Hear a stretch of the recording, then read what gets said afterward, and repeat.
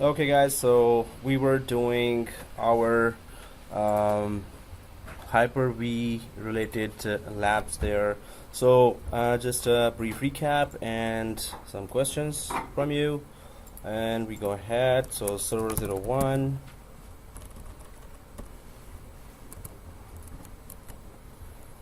And then server 02.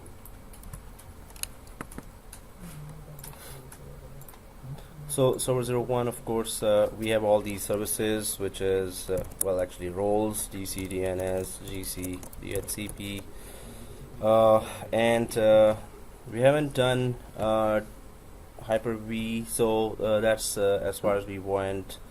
Now, server 2 has Hyper-V, and we have done, and this is hypervisor 1 or 2 on server 1, server 2. This is hypervisor 2. So we have a Hyper-V that is hypervisor 2, and on top of that we have two virtual machines, or we have two VMs that we've created there, and both have one has operating system. Actually, both have operating system. We imported, exported. Now these virtual, and then we went for the virtual switches there, and there were 3 types of switches there. So other than that, so virtual switches, and the internal switch helps us connect to the outside world. True or false? False. Oh, okay. So that was very simple, I guess. So virtual switches, internal switch connects us to the outside world, right?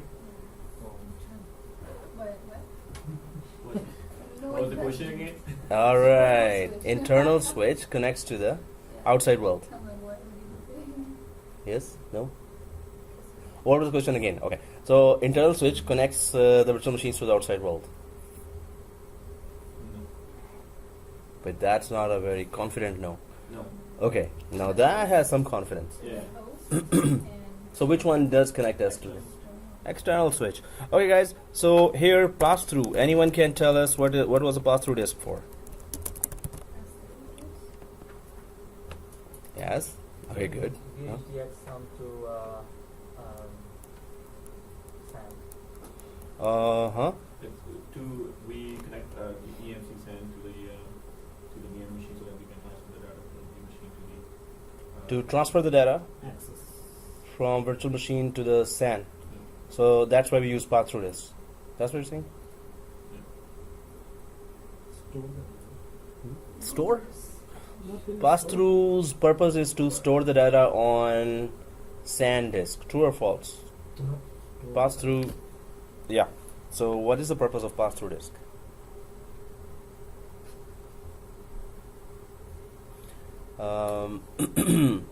So pass-through disk's purpose is not to store data. Data will be stored anyway, it's a disk, but that's not the purpose. There is VHDX there as well that also stores the data, right?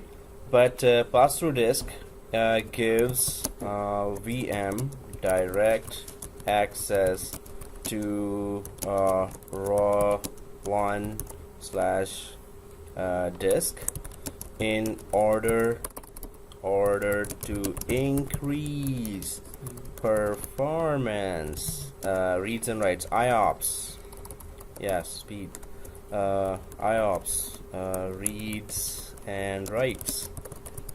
So storage is not the purpose of pass-through disk, and VHDX is not used in that case. Then the pass-through disk. So if this virtual machine is using pass-through disk, and we have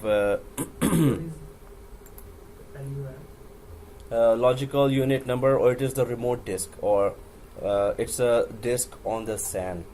So SAN is full of disks. The only purpose of SAN is to provide storage. So all the disks inside are called LUNs, LUN.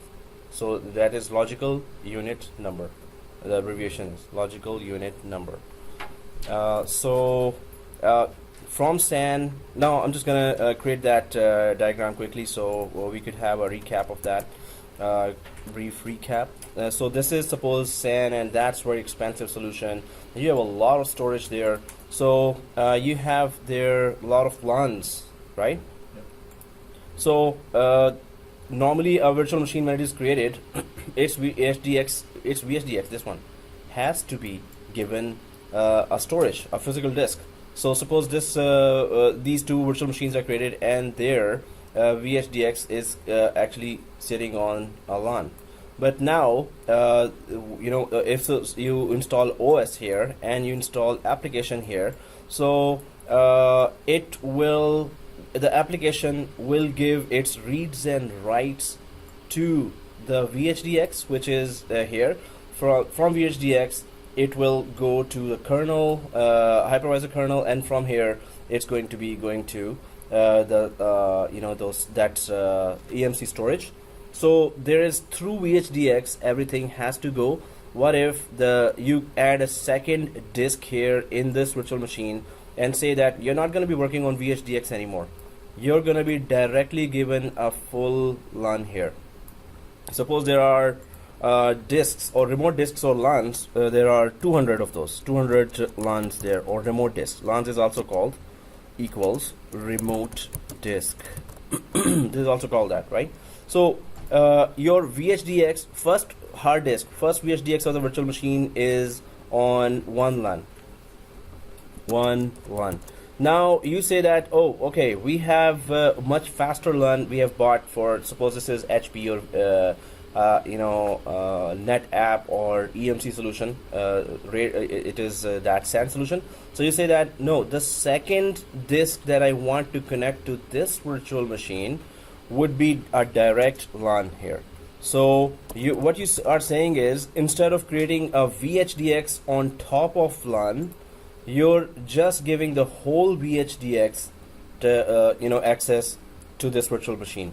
So this means that this virtual machine's OS is sitting on another LAN inside a VHDX. I'm just gonna put all these .vhdx, and this application we are giving full one LAN. So this means that this second disk will be full one LAN of suppose these are 200 LANs and each LAN is 300 GB.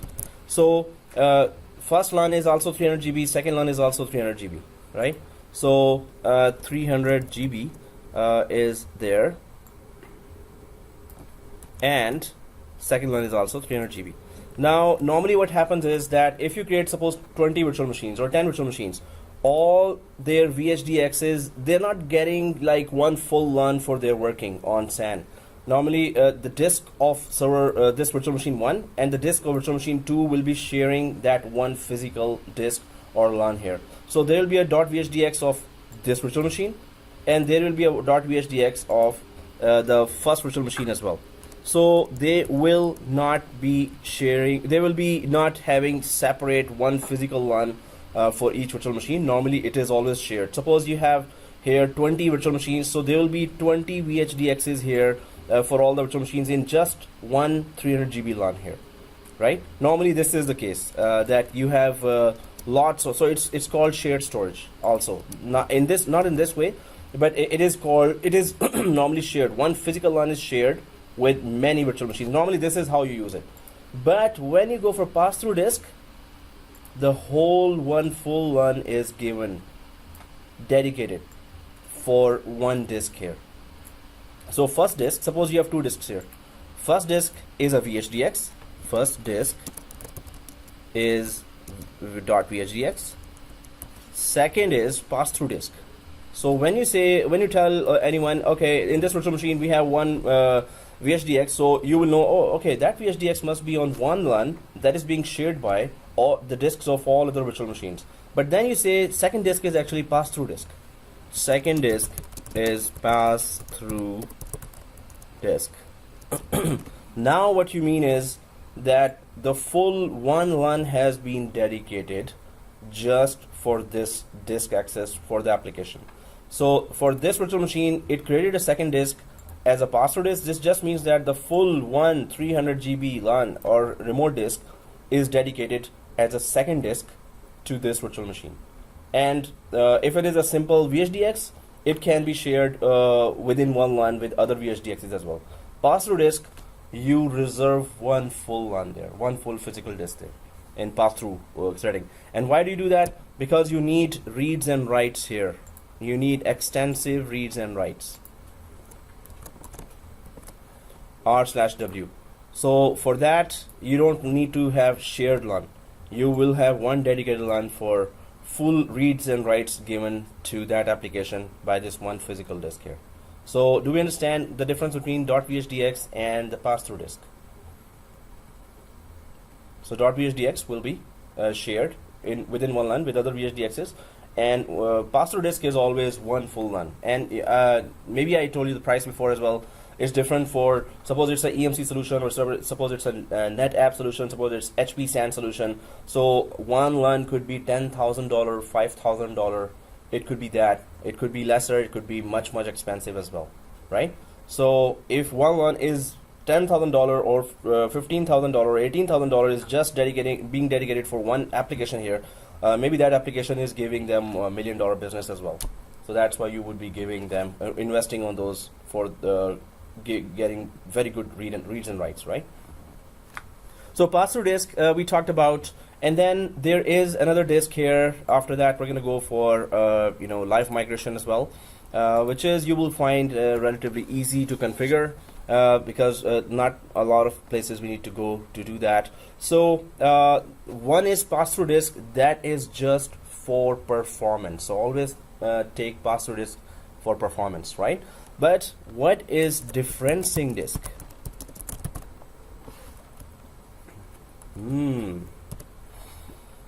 Differencing disk, so now I'm just gonna go ahead, and I'm not in front of it, right?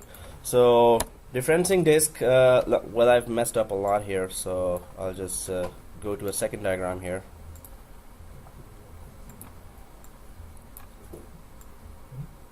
So differencing disk here is that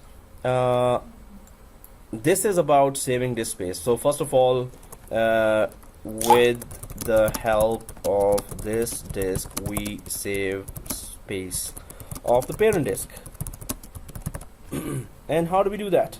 And what is the parent disk? How does it all work? So now again, this is a Hyper-V here. So on Hyper-V we have several virtual machines working. Now on top there are actually one virtual machine who has just one disk, and that disk is filling out, and the space is running out of space now, right? So among the many virtual machines on Hyper-V that you're running, you notice that we have one single disk here, and that single disk is running out of space. And that has a very, very important application on top of it. So what do we do to not run into this situation again, where the only disk available is always running out of space? And of course we can extend the partition. We can do some of the things as well, and there's an application that is really crucial, that it runs non-stop. So suppose there is one disk here and it runs out of space. What happens? So what if it runs out of space? I think we talked about that before. So if you run out of space and there is 0 disk space left, what happens to OSN application? Crash. Well, very near, but not exactly. Will something not be able to read and write to it? Yes, it will not read and write, but how do you call it? I mean, it's not able to read and write. So 0 KB space just means that all services will stop. If services stops, OS related services will stop. It will stop functioning. The OS is there, application is installed there, but nothing is working now. End users are connecting to that and trying to open their files or run some application there. They will not be able to do anything because it needs some space in order to keep the operating system and application working as well. So if it's 0 KB, all your services will stop. What do I mean by services? If I go to services.msc, these services. So maybe we've seen that before as well. All the services of applications and operating system are here. So if I go to services.msc in run, you can open the services of any of those applications there inside the server or outside. So this is services.msc, and from there, once you press OK, so you see all the services here. Now these all which are running, which are supposed to be, suppose I click startup type, automatic and running, so whatever is running there, they will all stop. And these are all, so when any service is on automatic as a startup type, this means it is very important that it should be running. That's why it is put on automatic. And services are lifelines or nerves of any application or operating system. They are the lifelines. So you cut the nerve, that's it. You know, person dies, right? So if you just stop the nerve, so the application will not work. So as soon as you run out of space, this is the first thing that happens. All applications, all services, sorry, stop. And when services stops, applications stop as well. Now, this is race against time then if it has happened. So what do we do next time? Suppose you did delete some extra stuff here, and then you say, hey, is there any other solution? Yes, you can add a new disk here. You can keep on adding more disks, bigger disks. But then Microsoft says, no, there's another solution called DifferencingDisk. And what that does is, with the help of this disk, yep. Sorry. No. When you're calling it the disk, it's a master disk, like the physical. This is now so it is a virtual machine, right? So it's a virtual disk we're talking about, so which is .vhdx now. Yeah. So here I'm not mentioning any pass-through disk. Okay. It is connected to the virtual machine itself. The Yeah. Okay, guys. So with the help of this disk, we save space of the parent disk. But how do we save space of the parent disk? And everyone on that corner is also attending, right? Cool. Okay. So let's be on the same page. Now I'm gonna start throwing questions around the class. So let's check this out. With the help of this disk, we save space of the parent disk. But how do we do that? We add second disk as a differencing disk. What does it do? So it gets attached to the parent disk, which we define. Okay, which virtual machines already existing disk we are referring to as parent disk. Whichever you want to attach it to, we can attach it to. We're going to do the lab now. So it gets attached to the parent disk of any VM we want, and then what does it do basically after being attached to that? So then it starts saving the differences on it. So what exactly did I mean by that? Differences? It starts saving differences. What differences are we talking about? What is the difference? Or okay, I can call it modifications as well. Now differences / modification. So what is that modification I'm talking about? All the modifications you've done for today will be saved automatically to a differencing disk, which means no more. So whatever changes you're making every day and it is taking up some space in parent disk, that space will be actually taken up by the differencing disk, not the parent disk anymore. So what kind of modification are we talking about in our typical virtual machine? Say for example, in server 2 we have created a Hyper-V. In server 1 there's DNS, DHCP. Yeah, so those are modifications. So suppose but we're talking about the virtual machines here. So if inside virtual machine you install MS Office today, that's a big modification for today. The whole thing has to be saved on the differencing disk now. MS Office application installation, you can give the path to that first disk, but all the modifications done. So suppose there are end users here. First of all, suppose I'm installing that MS Office here, MS Office, and then I am some users are connecting here. So users are connecting. Now whatever modifications they are doing will be saved automatically on the differencing disk here. So I would add differencing disk could be a child disk. We can refer to it as a child disk, and it just saves all the differences or modifications of the day on the second disk, which is the differencing disk. Hence the space will not be running out on the parent disk from now on, because all the modifications and differences are being automatically saved to the differencing disk here. So the main purpose with the help of this disk, we save space of the parent disk, and all modifications and differences are saved on the differencing disk itself. Now, And the differencing disk is also a virtual disk. it is also a virtual disk, which we are about to create now. So, we cannot see this disk from within the OS of our virtual machine. And we're going to check that. So we're going to attach a differencing disk to our VM01, which has an operating system. So then after attaching it, we're going to start the virtual machine. We're going to go to the disk management directly, and we're going to go to the file explorer directly just to check how many disks are there. So so it is there, but it's just is supposed to be saving differences and modifications that were made on this virtual machine. So the purpose is very simple. That's why it's not, there's not much to it other than that. Okay, it saves space by saving all the modifications and differences of the parent disk in the differencing disk, right? Any questions till now? Because the complication starts after that. Well, the other topic. Is this supposed to be a permanent solution, or is it just like there just in case something happens and it will buy you some time? No, it's a permanent solution by Microsoft. Yeah. So if we do see the nature of that, how does it work? I would just put it on a non-critical machine first and keep seeing it for a few months. And if I am confident enough, then I'll attach it to a critical machine as well. Yeah. Understand that you have 5 or 6 whatever LANs, right? yeah. LAN. So each disk is mapped, right? No, actually, this is a virtual disk. This is not a LAN. This is like a another VHDX we are attaching to a virtual machine. Yeah, what you were saying?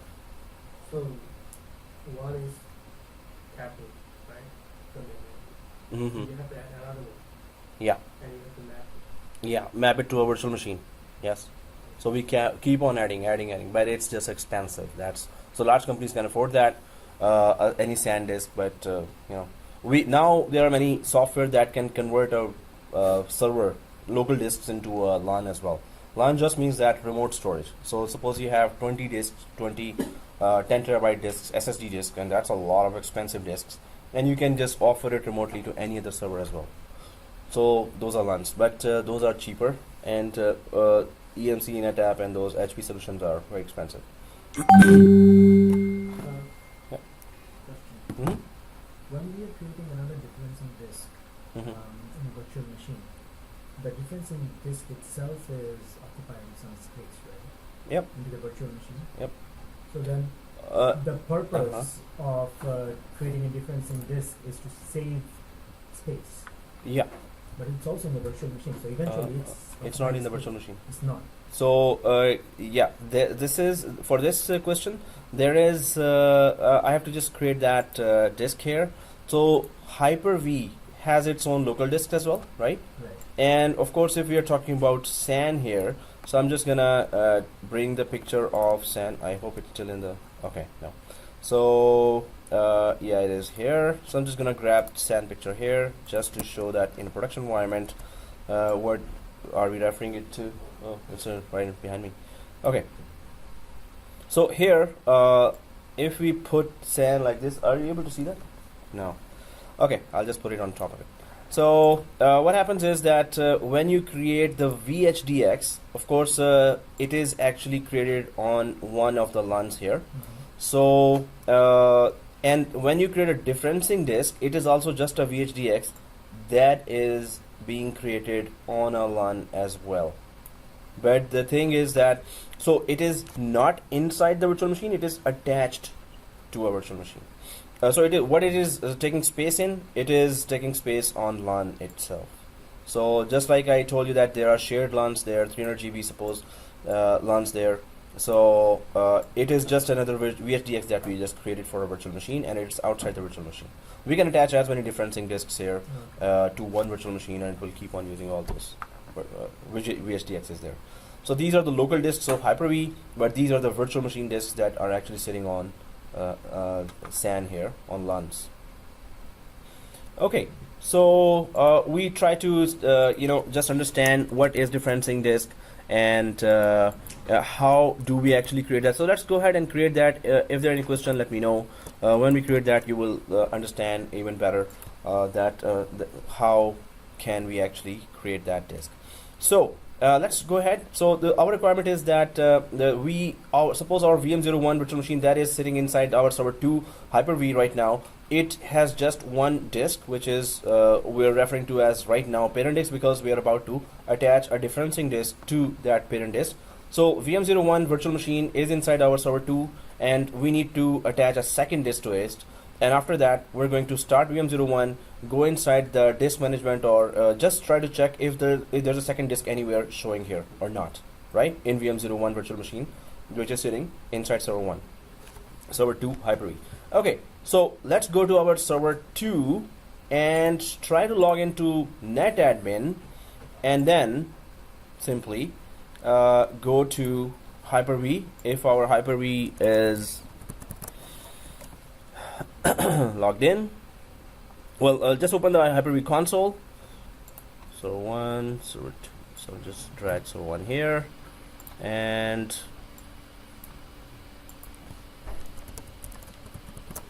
okay, so server 2 is here, and I'm just gonna open inside server 2, go to tools and open Hyper-V Manager.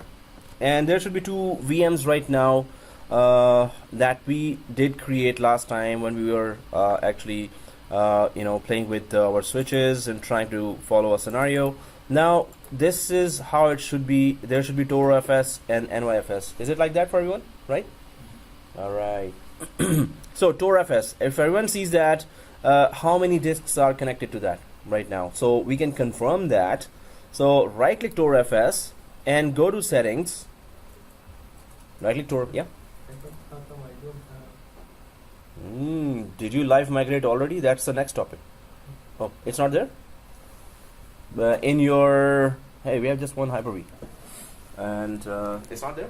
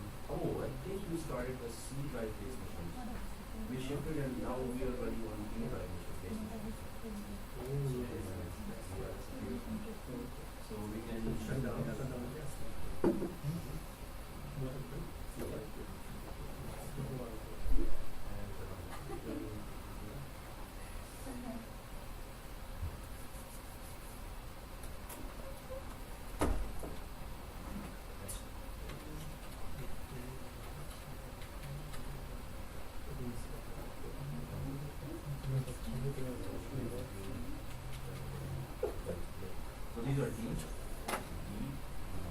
Yeah. And this is C. So C we're not supposed to do. And next is so the C is and so on. So we can work and we can check. Yeah. All right, guys. Yeah. How are you today? Great. How are you? All done? Yeah, I deleted those. Oh, you're done? Oh. Yeah, you didn't have space, right? So now you have a lot of space How to in the space. How to move? How to move it? Oh, yeah. So these 2 machines I still need to move. Today I just created space. Okay. So, yeah, I will move it. Thanks, sir. Welcome. Some Yeah. So, okay, guys. Oh, I didn't pause that. It was recording. Huh, okay. So, please use the forward button. I guess. Okay, guys. So, if we are seeing the ToRFS, we can just click the settings here. And how many drives we have in the ToRFS? 1 drive? 2? Why 2? One is the OS and the OS one and is we added to external. For what purpose? We added the second one. Pass through, exactly. So first one is the VHDX itself, and the second one is the hard drive, that is a physical hard disk or pass-through disk. So we're going to use this machine for LiveMigration as well.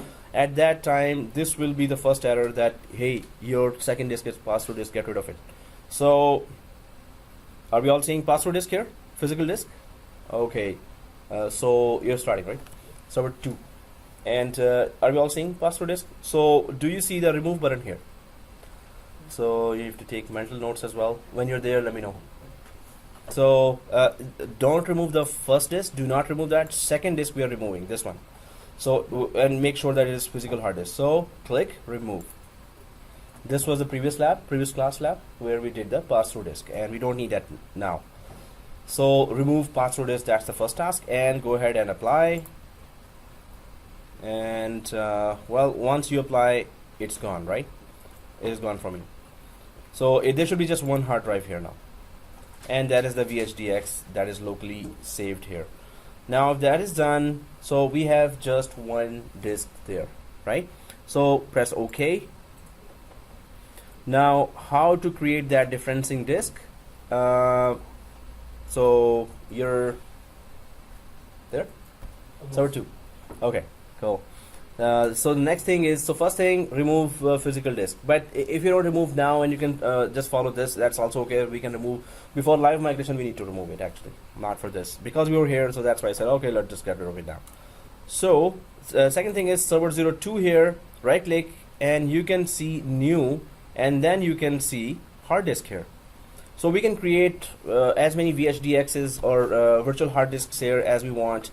But then it also asks what type of disk you want to create. So differencing disk we already talked about. Then there is fixed disk and dynamic disk. Fixed disk is, which is, yeah, thick provisioning and thin provisioning. So fixed disk does not take any space, and right, that was a trap. It's the other way around. Fixed disk takes all the space. And actually dynamic disk does not take any, well, whatever space we need, it just takes that, right? So fixed disk occupies all the space, whatever you give, and it's gonna ask that you want to create a dynamic disk or a fixed disk as well. So let's click the hard disk here after right clicking server 2 and new like this, and go ahead. So now we can see before you begin, and next, and first of all VHD, VHDX and VHD set here.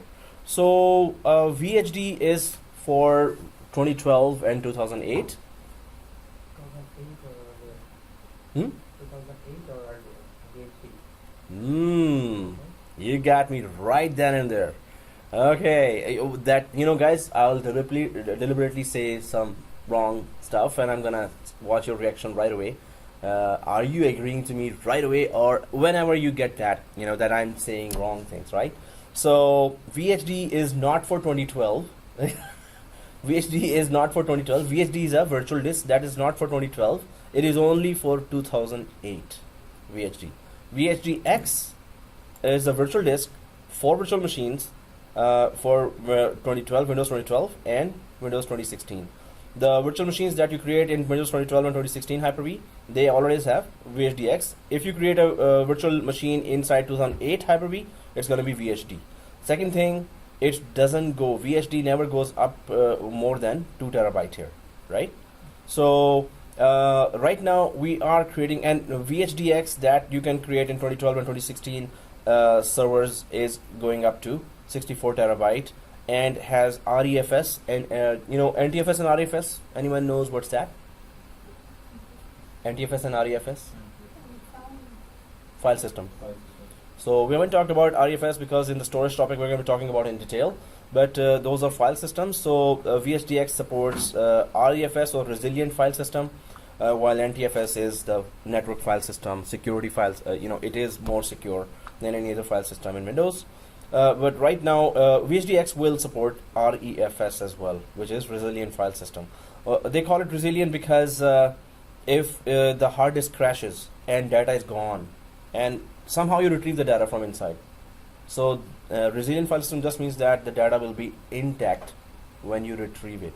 So suppose you have some paid retrieval software there, applications that, some crash disk from that disk you need to, or deleted disk. Maybe you hard deleted all the things. Then you want to retrieve the data from that disk, so it will be intact. The REFS guarantees that most of the data will be readable again. Otherwise, normally when you retrieve a lot of data, so majority of the data is you can't even read it, right? When you recover data, so REFS says no, you will be able to, majority you will be able to read as well. So VHD said this format is for shared virtual hard disks only and enables backup of virtual machine groups using shared virtual hard disks. This format is not supported in operating systems earlier than Windows 10. So VHD set is a group of virtual disks, right? That we can use for backups. So we can group together some virtual disks and we can then run backups on them. Suppose 5 disks of 10 terabyte each, you're grouped together, and then you have a huge space here that you can create a volume on top of that and then save your data there. But we're going for VHDX here right now. It will be supporting most of the features. So if you're on VHDX, click next. Now there is that what we were discussing, fixed disk, fixed size, or dynamically expanding, right? In our lab we don't want to occupy a lot of space there, so we're gonna stick to dynamically expanding.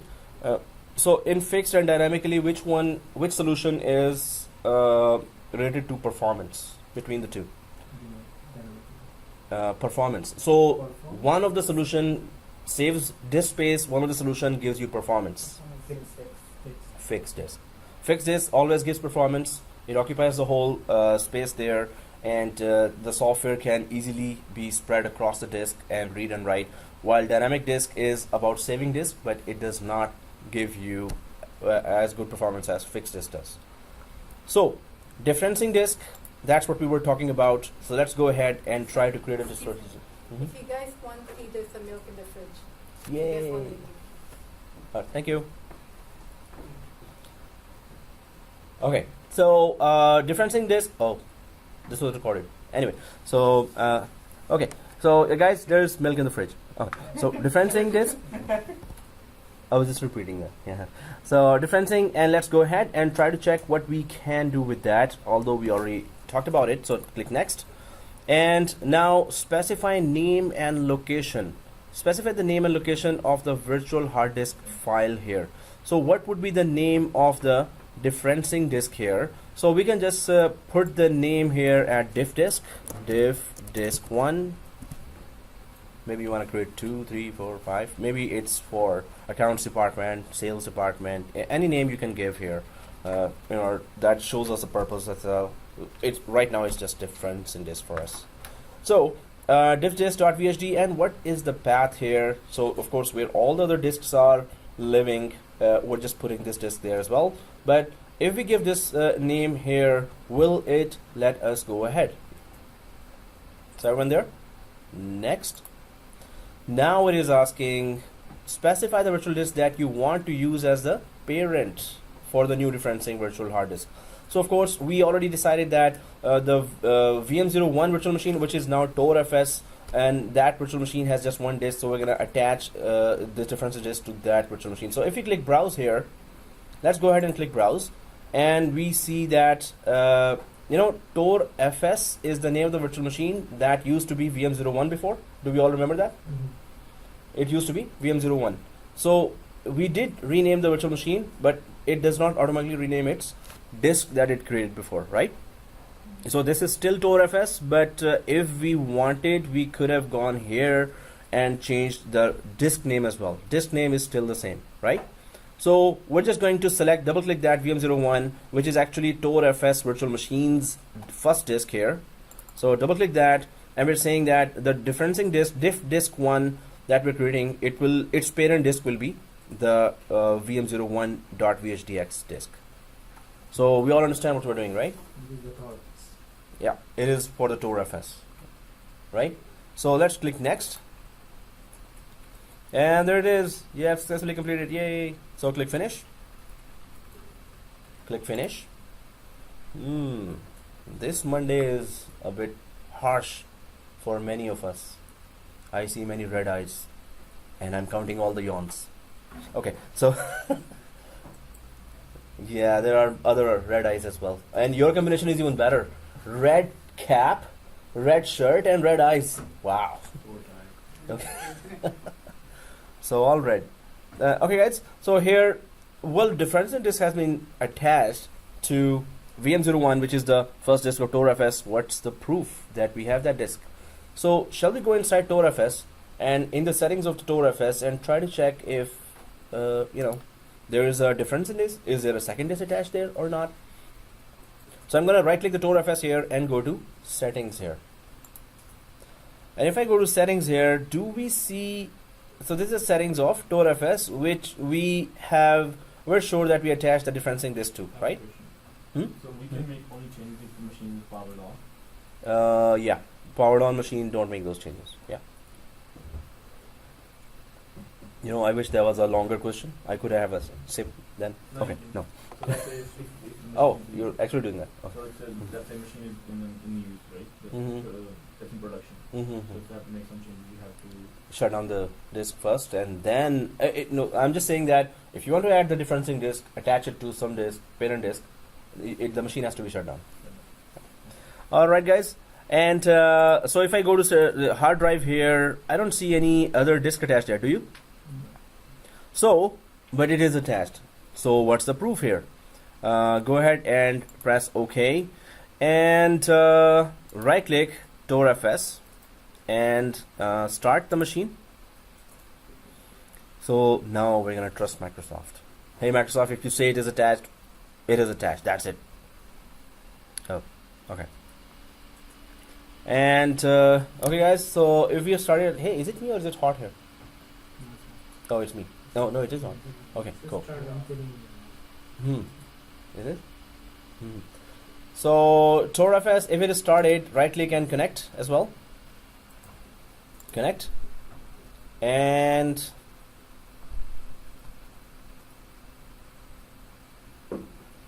so come on, no.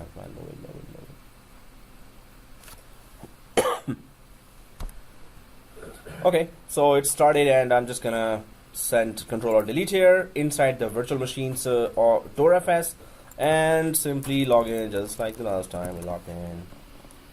And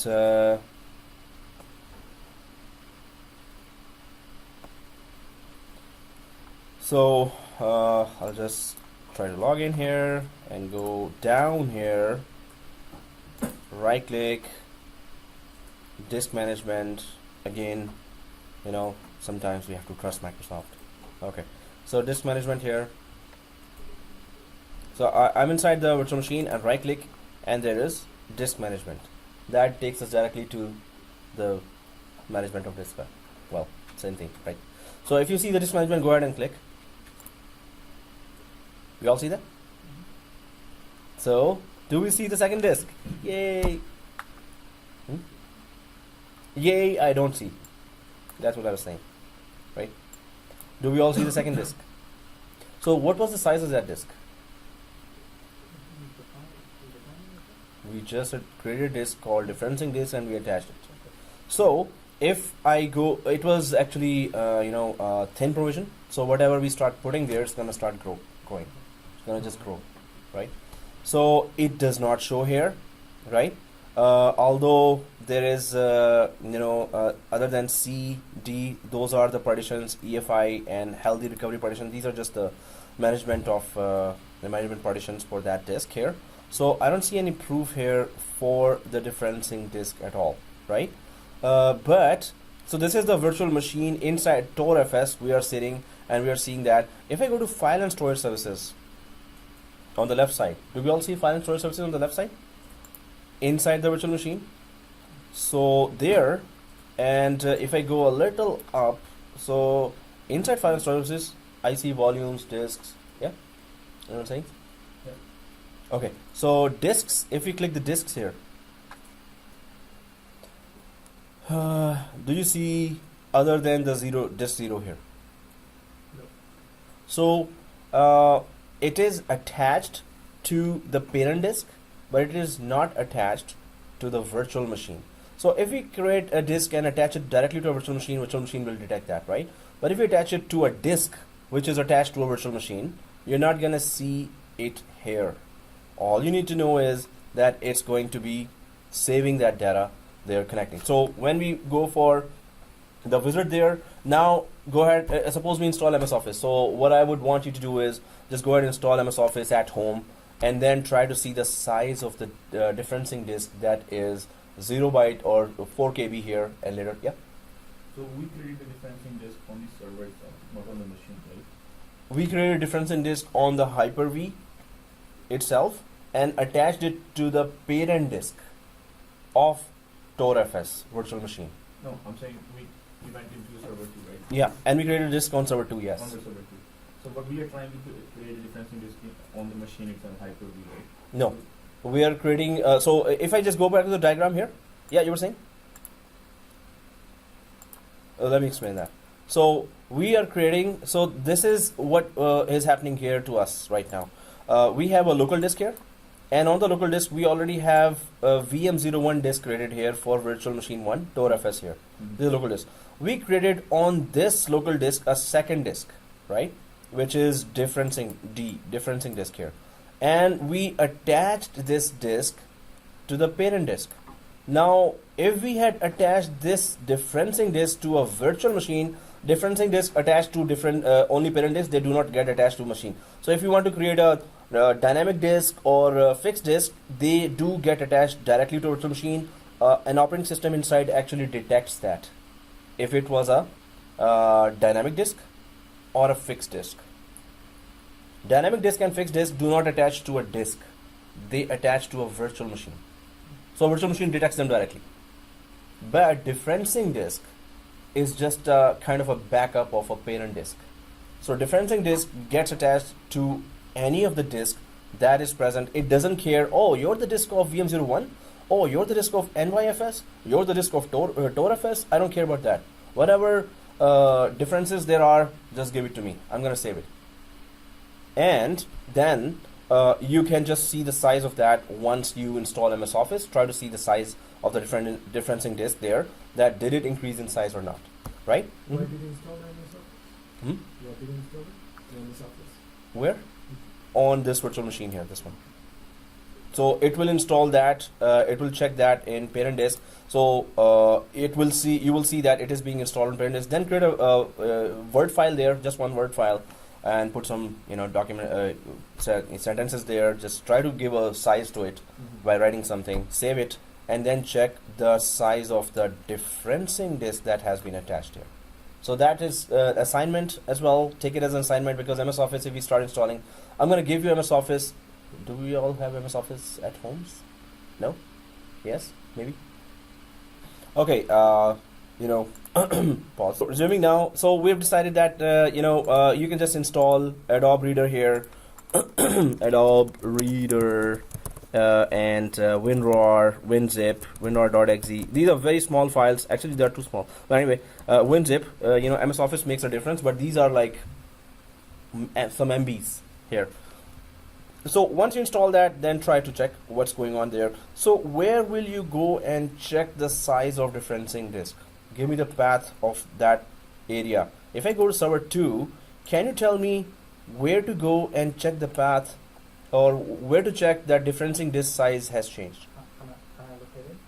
Besides the capacity? Besides the, here? Unallocated? Here, you're saying, right? So this is the internal disk of TorFS. If I minimize that TorFS now, now I'm inside Hyper-V, right? So where is the differencing disk living right now? Can you tell me the path of that? Where do I go in server 2 in order to check the differencing disk? Where do I go in server 2? Settings? So if I go to TorFS here, right click, see this, and then settings, as you said, settings, TorFS, and then go directly to hard drive, right? So what is the path I want to know? This is the path: C drive, users, public, virtual hard disk. Now this is the whole path that is there. So I'm just gonna go to disks, till the disks here. I'm gonna select, I'm going to right click and copy because I want to go inside this folder from run or from the file explorer or the yellow folder. Excuse me. So here, virtual disk, I'm just going to go back to my not physical desktop, the server 2 machine. This is a server 2 machine, right? So I'm just going to go to the file explorer or the yellow folder of server 2 because I got the path now. So if I go to server 2 here and to the file explorer here and just click here and Control V or just paste, right click and paste. This is the path, right? C colon backslash users backslash public backslash documents backslash Hyper-V. Whoa, that's a long one. Virtual hard disks. And then I press enter. So diff disk is there and the size of the diff disk is 4 megabyte right now. 4 MB. So once you install something in VM01, this size should increase because that's a modification you're doing, right? So let's see that assignment. And yes, guys, do just put there Windows 2016. So if I minimize this, and I go to TorFS. Are you on TorFS? Yeah. Right click, settings. And then directly go to hard drive. To this hard drive, we attached the differencing disk. And then I just copied from C up to virtual disks. That's it. C up to virtual disk. Select, copy, and paste it inside the file explorer of the server 2. Not the physical desktop. File explorer of server 2. So when I copy that and go down here, there's a yellow triangle here. Not yellow triangle. Yellow folder here for server 2, not physical desktop. So this is here, and then I just paste it on the top bar here. In order to paste here, this is the path. Enter. And do we all see diff disk 1 that we created? For? Check this problem. Yeah. So okay guys, you don't have to actually copy paste the path. See this path? C colon backslash, start typing this. C colon backslash users backslash public backslash documents and backslash Hyper-V. So if you type that full path, you're gonna be there. This one. Oh, it's there, right? Cool. Cool. You got it, right? So it's 4 megabyte right now, 4 MB, right? When it gets created. So then when it starts saving, it will keep on increasing. That's the backup you have right now. So guys, one more thing, so first task, check the size if it increases when you do a installation of anything. Second thing, how to retrieve that data. If everyone gives up, then I'll tell you what to do. So it's going there, and you cannot see disk anywhere. How to go inside the disk? How to retrieve the data from the disk? That's a challenge task. You want to take the challenge? Go ahead. Otherwise, then we'll discuss in the next class. Right? So internet is full of all these steps. All you need to do is do the correct search in YouTube or Google, and you will know right away how to put the data, how to retrieve the data. Now, right? When it saves the data, Mhm. does it save in incremental basis? So let's say for an example, today you install MS Office. Mhm. The next day you install Firefox. Mhm. Something goes wrong. You don't want Firefox. You want to go back to the. So it's not that organized. Okay. It's gonna be just folders created and date-wise folders created, just like any other folder created in a parent disk as well. But how do you retrieve that? It could be one PowerShell commandlet. It could be that 2 or 3 options selected, and there you go. You retrieve it. But let's see who figures that out. Normally, in a production environment, if I never did that, I will tell the boss, "Oh, no problem, boss. Come on, just Word. And what is that? Hey, that's how we retrieve data." No, it's not like that. But like whenever he's away, piece of cake, no problem. So let's see. You have 5 days, not 5 minutes. So good luck. I'm going to write that whole thing in the group. So please try to figure out. And this is the first assignment I'm giving. Normally other classes are getting a lot of assignments. So, and they are doing it. They are really redoing that. But those assignments are all real-time experiences that you might be stuck in. So guys, okay guys, so we saw the path. We talked about differencing disk, and you get the assignment as well. Let's go ahead and try This is easy one. I mean, this is not that complicated. It just saves data from all the differences daily. Nothing complicated here. So let's just close everything here. And if there are any questions, let me know. Otherwise, let's go for LiveMigration. You will find it very interesting and somewhat easy because you haven't done the VMware migration. That's where toughness comes. So, but I'm comparing with vMotion of VMware and LiveMigration of Hyper-V. Winner is still VMware. They are really sophisticated. We do that vMotion, easily in their step-by-step diagrams and labs. Here it's so okay. If there's no question, let's go ahead and talk about LiveMigration because that's one of the top ones in Hyper-V. If you're able to live migrate, that is something that you actually your Hyper-V. If you have two Hyper-Vs, this should be set up already. You guys have like Hyper-Vs, more Hyper-V, like 3, 4, 5, 10. You guys have in your environment Hyper-Vs? Yes. Okay, lots of them or 90 Hyper-V physical servers. Sorry. Virtual machines. Okay, you have 90 virtual machines on 2 Hyper-Vs, 3 Hyper-Vs, 1 Hyper-V only. No, it cannot be 1. Well, it can be. Depends on how much investment you do. 2 physical machines, physical servers with Hyper-V installed on them, right?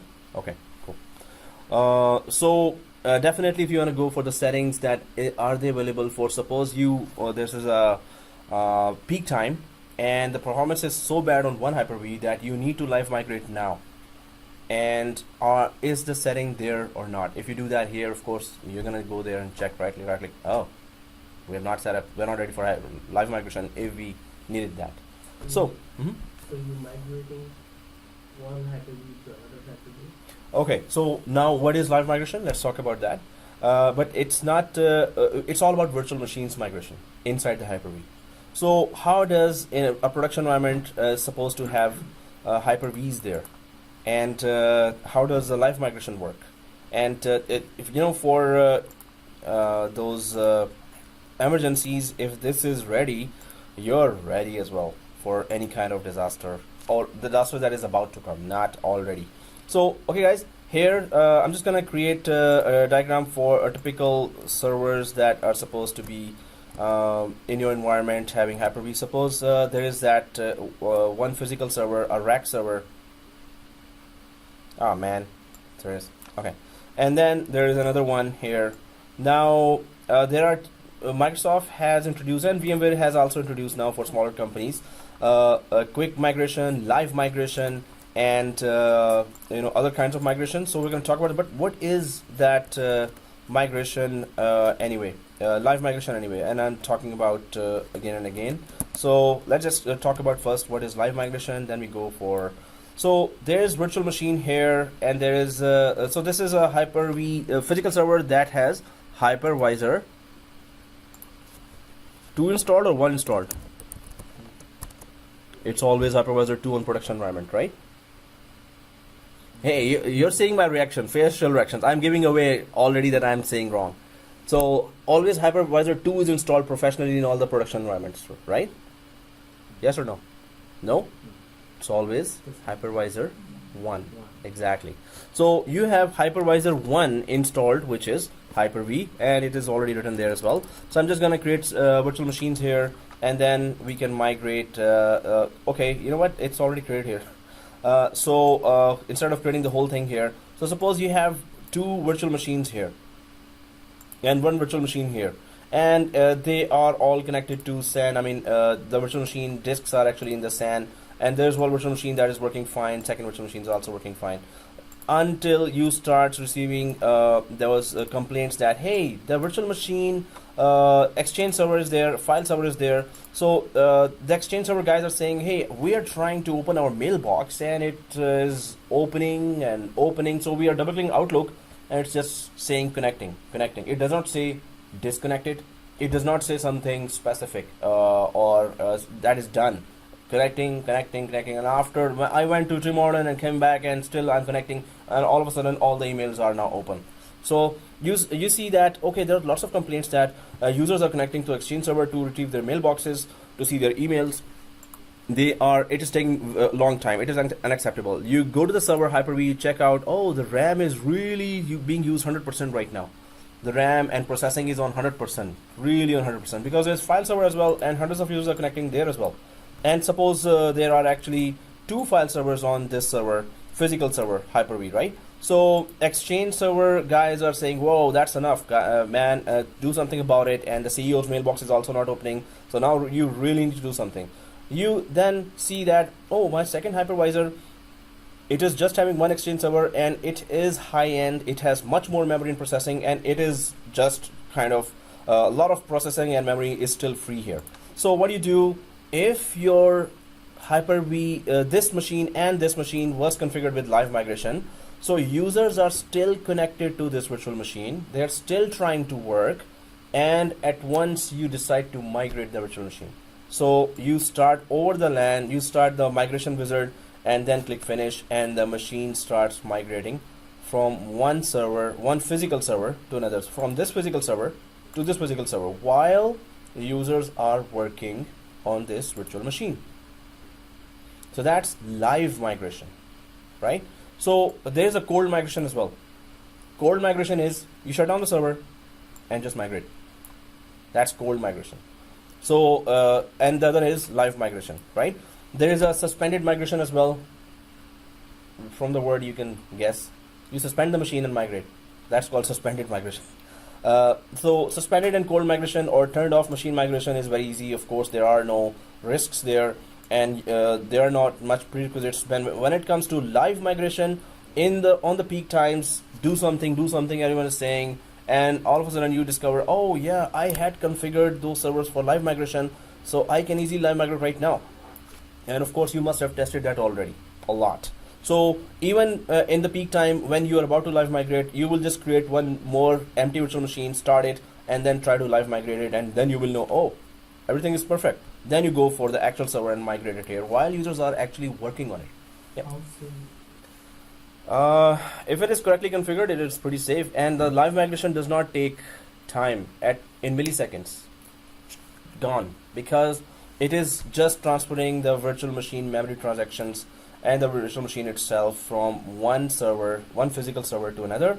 And as soon as it reaches the other server where there's a lot of processing and memory, the whole response to the client queries is very fast now. Mailboxes will open very fast now, right? In that case, IP and the DNS stays so. It's the move. We moved the machine. We did not copy the machine, so it's the same. So it's like cut and paste you're doing. So you cut the machine from here and paste it here. It's not cut space, but the example is that it is moved there. So you don't have to have a second IP waiting there. That same IP, same name is there. The actual machine is being, just like we just pick up a machine and we're moving, IP and name are the same inside. So for the application, there's not really an issue on the DR. If we have a DR, no, there is no issue. Because why? It is still in LAN. It is just moving the compute resource. What is a compute resource? The memory processor of a physical server. So it's just changing one physical server to another. Network wise, all settings are same. Replication wise, all settings are same.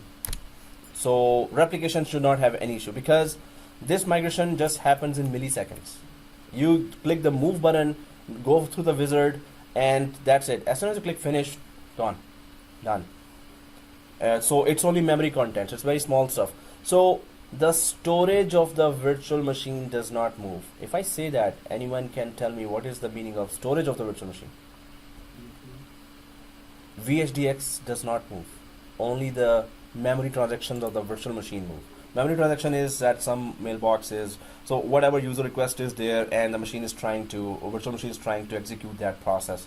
So very few processes are there. So those processes are transferred from the memory of this physical server to the memory of this physical server. So at once it moves there, gone, done already. And the users are actually working on it. Okay, so you will only do that if you have full confidence on that network here. So I would really create some virtual machines, maybe a test machine, and whenever I come here, okay, let's just once in a week, once in 15 days, I'll just live migrate a test machine from one server to another, an empty test machine, or maybe just with an operating system test machine. Live migrate, okay, we're good. If that situation arises, we are ready to migrate, right? So because you don't have any choice. If suppose at 11 o'clock the users have started screaming that, oh, what's going on? And file server here has a lot of users. You cannot remove the users from any of the virtual machine. You have to have a solution. You cannot just upgrade RAM and processor here, right? You cannot shut down the machines here. Or you can just move some of the other lesser critical machines from this to this, but still you must have live migration configured here, right? So live migration, why we call it live? Because end users are connected and they are working right now. So yes, that's the riskiest thing to do. But if you have everything properly configured and you've been testing that, it's a piece of cake. You're like, very confident on that. Okay, that's live migration. Then there is suspended migration. Then there is cold migration. Shut down the machine and migrate. So those all are settings here. There are many other things that we need to discuss. So let's go ahead and try to do it and discuss it, because all those features, terminologies will be coming when we are about to live migrate. So they will be coming anyway. Now there are prerequisites, of course. First of all, we need to have 2 Hyper-V servers. We already have 2 Hyper-V servers? One. Let's have the second Hyper-V server. Yay!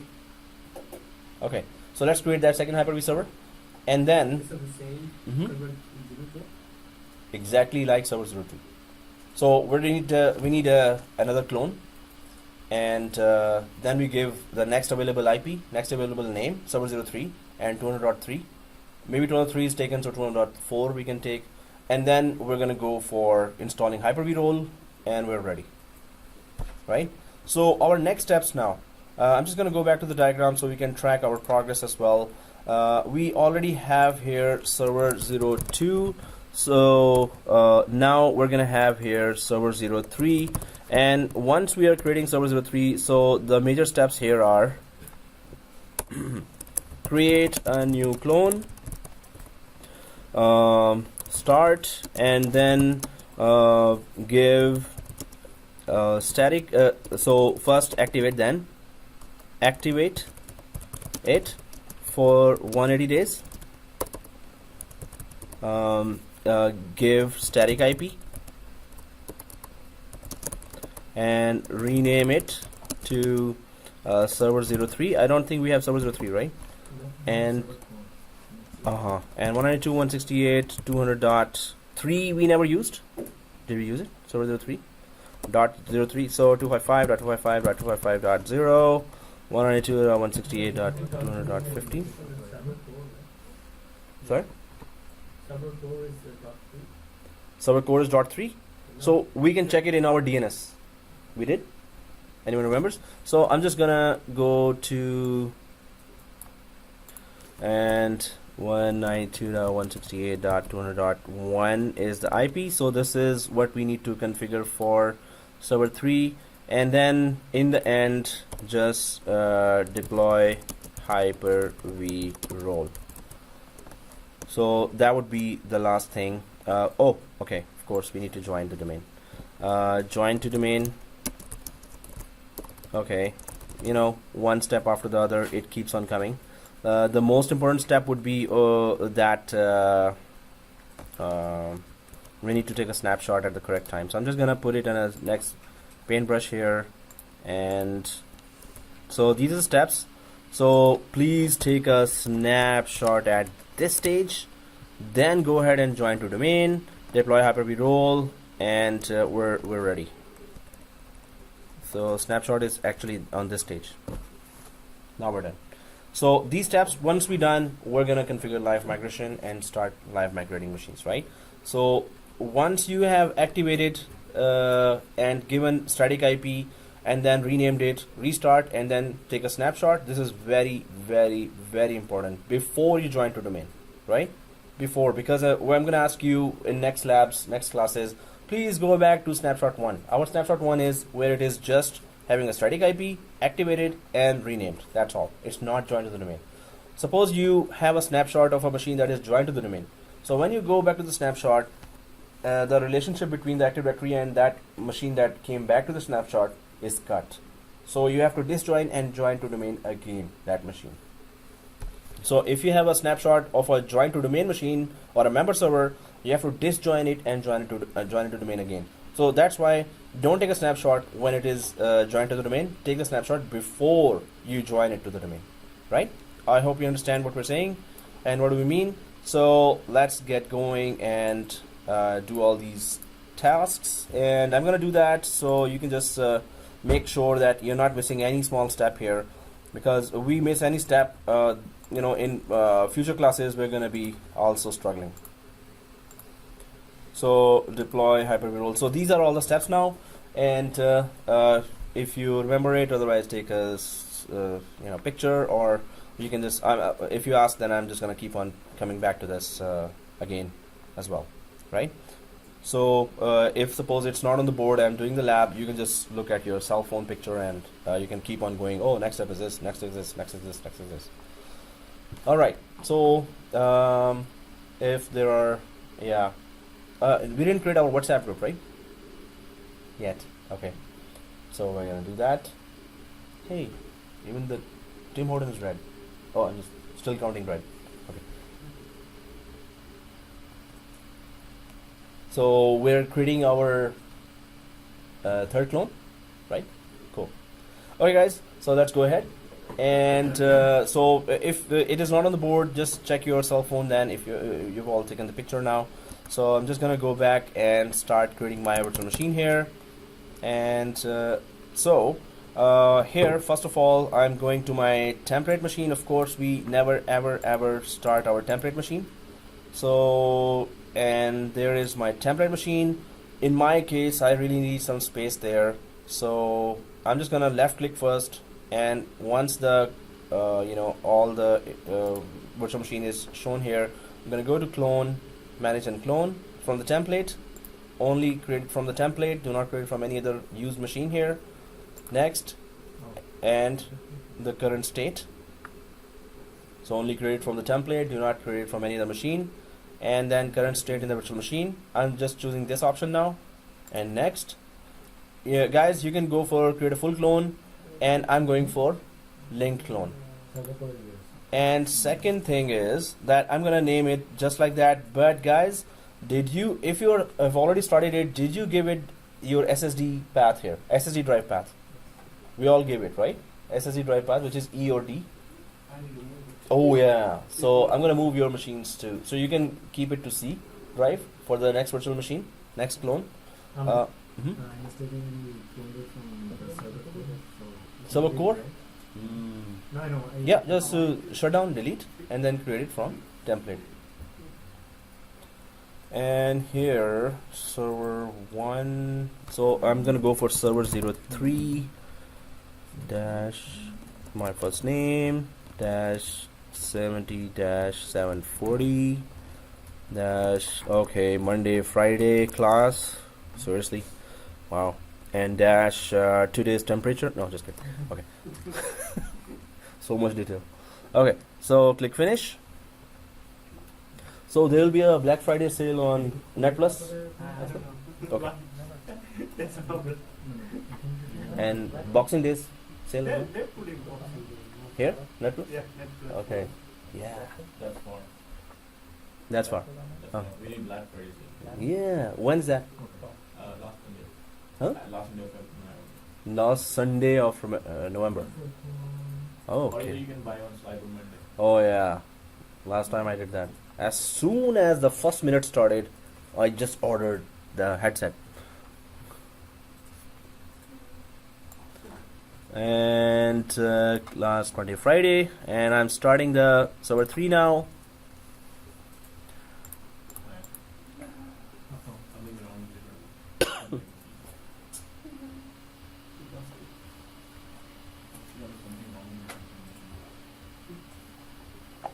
Which machine? Template. Template. Oh, I hope we did not start the template machine. No. Really, you did not? Does it seems like that? Oh. Oh. ওইটা তো হচ্ছে CO তো আমরা তো tablet মেশিনে move করছি that was on হ্যাঁ এটা drive. So মুভ করার পরে মানে yeah, that was on E drive. But, 16 tablet machine but it is 16. People tell me some 40. Yeah. Okay, that's 14.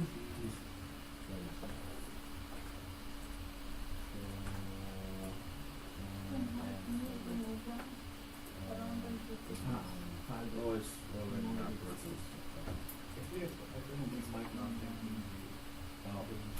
Well, are they shut down? Okay. Yeah, I was supposed to do that. And then I'm just putting the full clone and just giving the name here, server 03.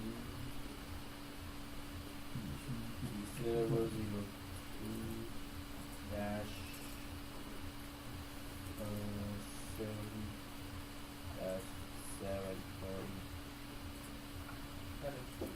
and it is on. Okay. Yeah. Okay. I need help. Yep. Sorry. I created server 03 mistakenly from server code, but I deleted it from here. But when right now I'm trying to create another clone. Oh, okay. First, left click the template, and now right click and go to manage. Clone. And your SSD. So full clone, right? You said full clone. Yeah. Yeah. And then next. Full clone. And here the names should be exactly like those names, and the path is it E or D? So don't change it. No. Cancel. So let's name the machine. Yeah, did you since you Server clicked 03. yeah.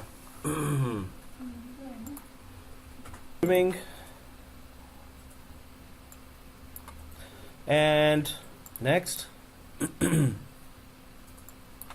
and accept password, class password, enter, which is small abc capital abc shift 1 2 3, and then control alt delete.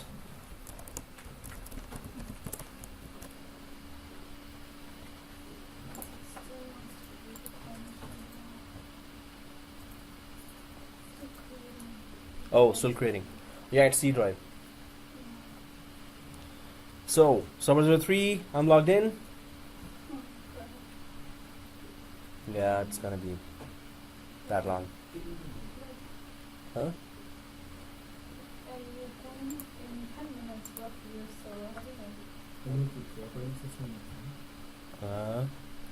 Okay, so resuming now. Now I'm gonna start. I have logged in from server 03. First, I'm gonna activate that. So in order to do that, I'm just gonna minimize this server manager. I'll temporarily change it to VMnet 8. So right click server 3. I'm on VMnet 10 right now. I'm gonna temporarily only change it to VMnet 8 so I could get internet connection, and it will show me 180 days of activation. So temporarily I'm changing VMnet 10 to VMnet 8. Press OK. Oh yeah, in my case, yeah. So I'll check. So I'm gonna press yes on this bar. So I'm gonna double check my server 1 here, settings, and oh yeah, it is VMnet 13. So good catch. Thank you. So I'm gonna temporarily. I'm already on VMnet 8. So I'm gonna, when I change, I'll put it to VMnet 13. Oh, go. Yeah, I don't know why my template is not there on VMnet 13.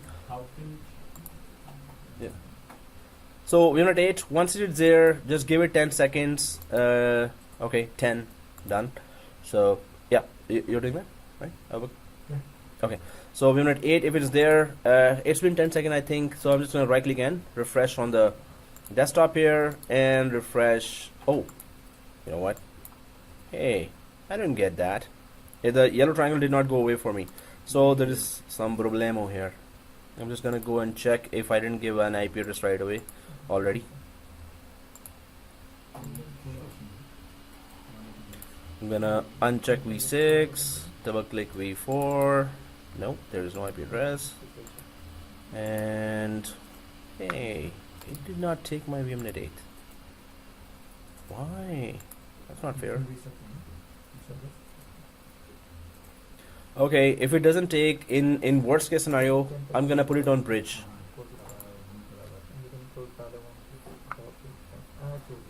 Oh, I don't have Wi-Fi here. No. That's Wi-Fi. Huh? What? No, my laptop does not have Wi-Fi. If we give the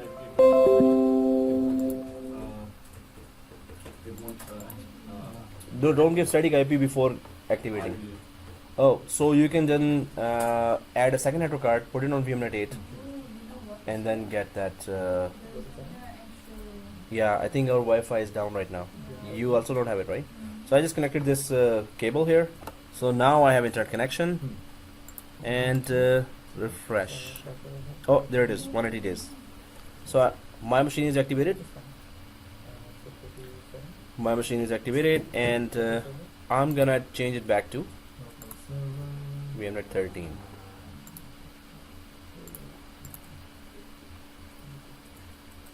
VMnet 13, press OK.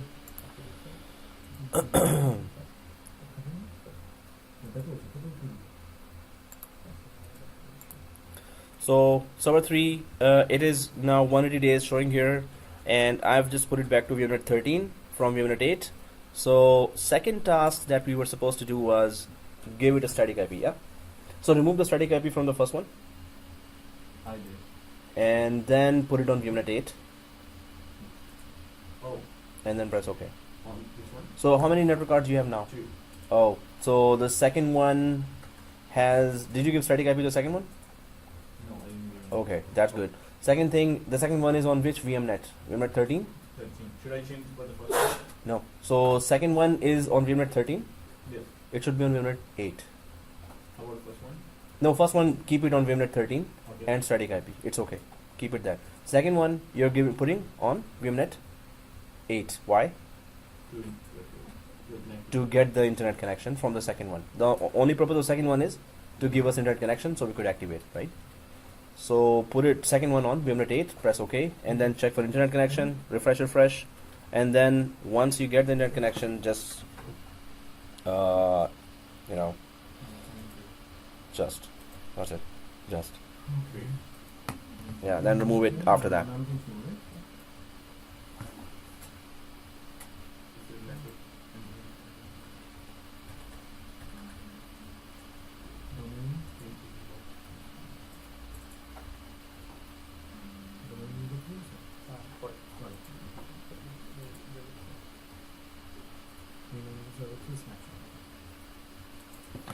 Oh guys, so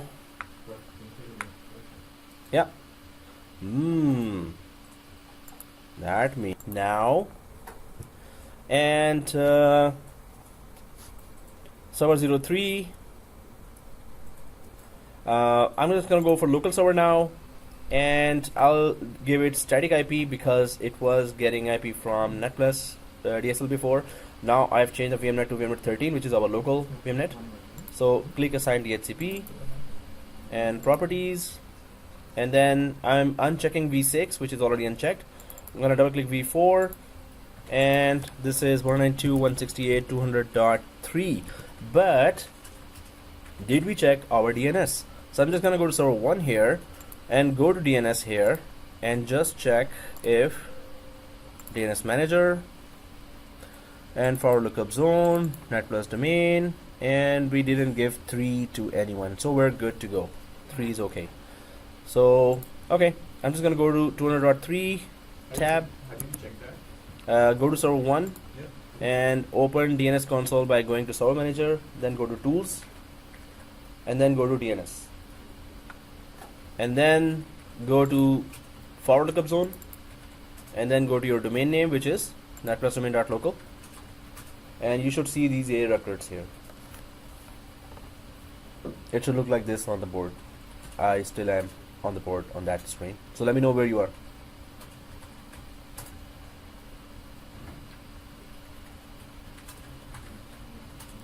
So you're there? Oh, so are you on server 1? Yes, I am.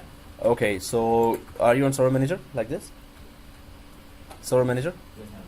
And then go to tools. Okay. And do you see this? Yes, I am. DNS. So go ahead and click that. And now do you see forward lookup zone under server 1? So expand server 1. It didn't pop up that window. Oh, no, maybe then you have to go down and check if that window is already there.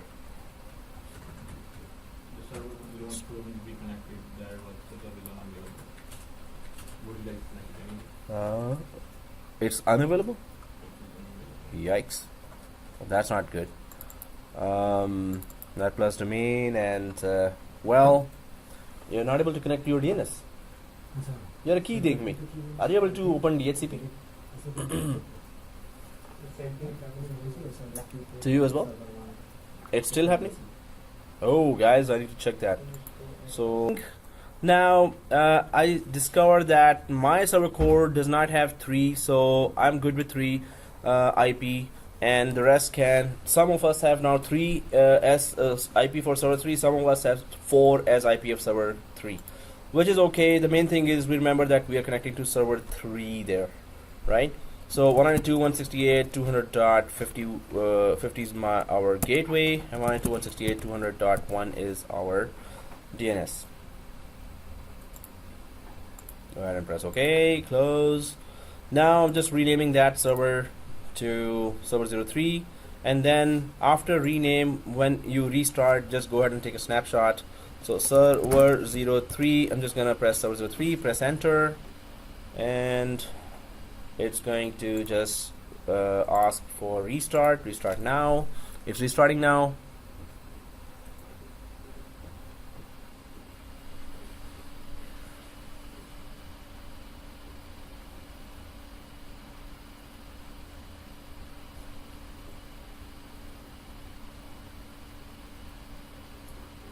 And guys, so I have activated the machine, given it a static IP, and then renamed it. Now I really need to take a snapshot, and please you also take a snapshot at this time now. So I'm gonna right click server 03 at this point, and I'm gonna go to snapshot and click the take snapshot, and I'm writing in the take snapshot that activated static IP given renamed. This is the state we need it to be in. Whenever I ask you, please go back to snapshot 1. This is snapshot 1 that we really need to have saved in our configurations, because we're going to be coming back to this again and again, multiple times. And in many labs, we need, nearly in every lab, we need a clean machine, right? So please make sure that you have a snapshot 1 which is activated, static IP given, renamed. Make sure that you haven't joined to the domain yet, and then you're taking a snapshot. So make sure it is not joined to the domain, and then you're taking a snapshot. So if you've taken that, are we all done with the snapshot?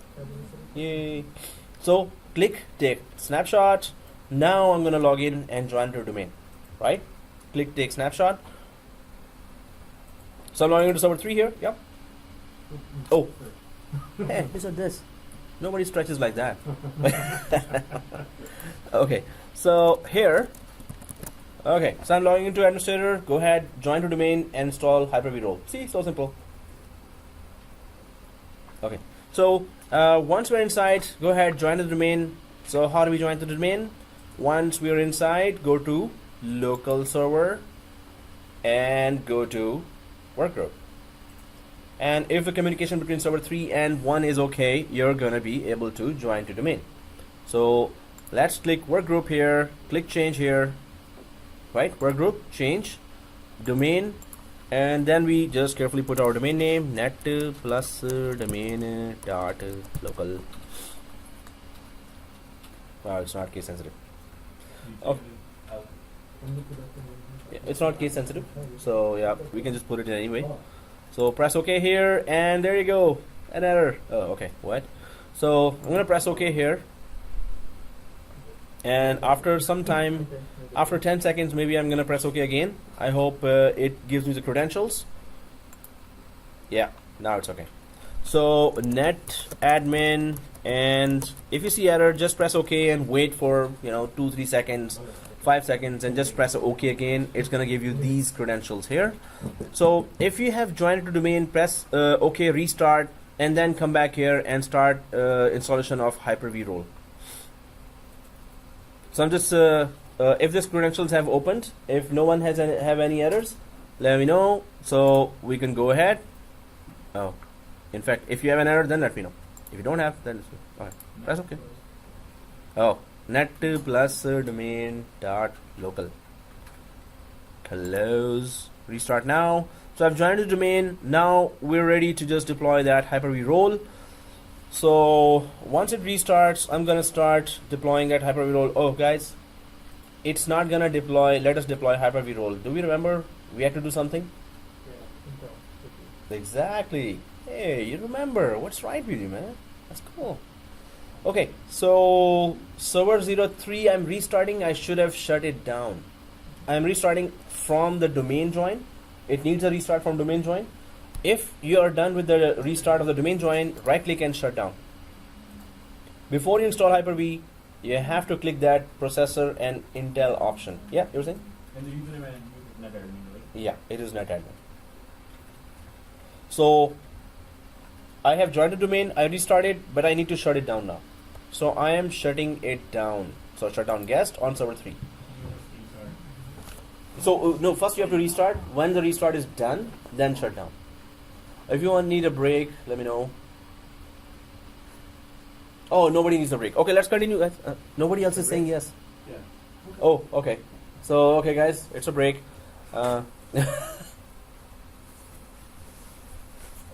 yeah, there was an announcement that there's milk in the kitchen. Thank you. Why am I reminding that again and again? Serious? Okay. Mistake. Yeah? Milk in the kitchen. Yeah. Guys, everyone has shut down server 3? Please shut down server 3 and go to edit virtual machine settings. Edit virtual machine settings, right? Shut down server 3 and edit virtual machine settings.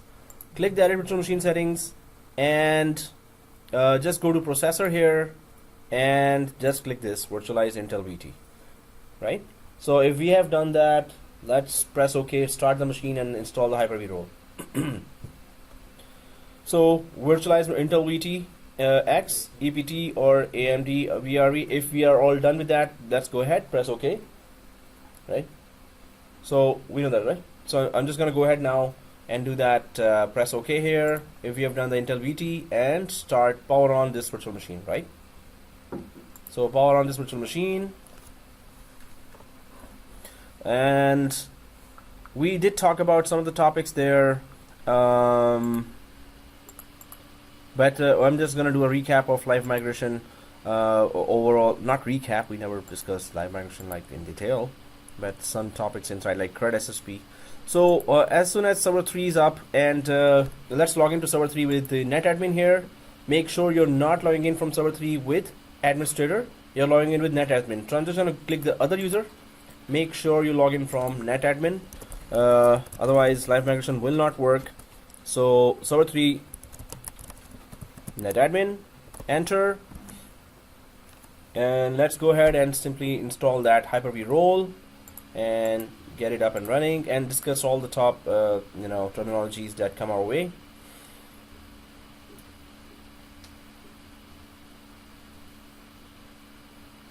So here, and this is the end of LiveMigration. Okay, so here server 03. Once we are there, click cancel. Oh, if that tools thing come, that message, we don't need the. So I hope everyone is logged into server 03. Do we all see dashboard and add rows and features? Go ahead and click that. So if you are logged into server 3, click dashboard and add rows and features, right? Add rows and features before you begin, and next. Let me know if anyone is falling behind. Somebody's typing password. This means you're there. Somebody else is also typing password. Okay, so role based or feature based, as usual. So make sure you log in from netadmin, guys. Netadmin. Local administrator. Do not log in from local admin. Thank you.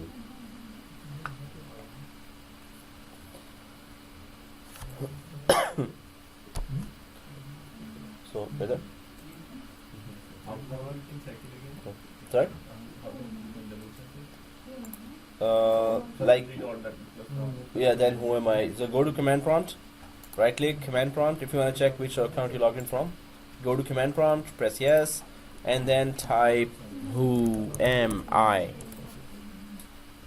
So it shows you the domain name and the admin name here. Who am I, right? So if you're all there with NetAdmin, and we must be there with NetAdmin, go ahead and click dashboard and click add roles and features. So click add roles and features like this, and go ahead before we begin. So click next, right? And go role based or feature based next, server 03 next. And now we already did that before as well. So let's go ahead a little faster now and go for Hyper-V here, right? Click the Hyper-V and click add features. Click the Hyper-V and click add features. Please no error. Okay. If we click that Intel processor, there will be no error, right? Okay guys, so Hyper-V is installed, right? Well, it's selected. Go ahead and click next. And nothing in the features, click next. And introduction to Hyper-V, yeah. Next. And of course, we need that external switch created by default that it creates when it is being installed. It's gonna ask that to be mapped to some network card, physical network card. In our case, we just have one, so we're just gonna click that Ethernet 0 here. Best practice is go ahead and have another network card. So give a static IP to the first network card and give a static IP to the second network card as well. So one is dedicated just for Hyper-V communication. Second is dedicated for your LAN environment, right? So if Ethernet 0 is selected here, click next. Yep.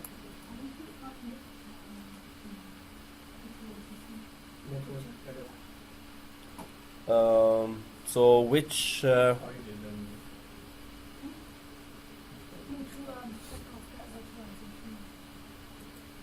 did you shut down and Already did it. oh, you did it for? Yeah, I did Okay, it for cool. it. Thanks.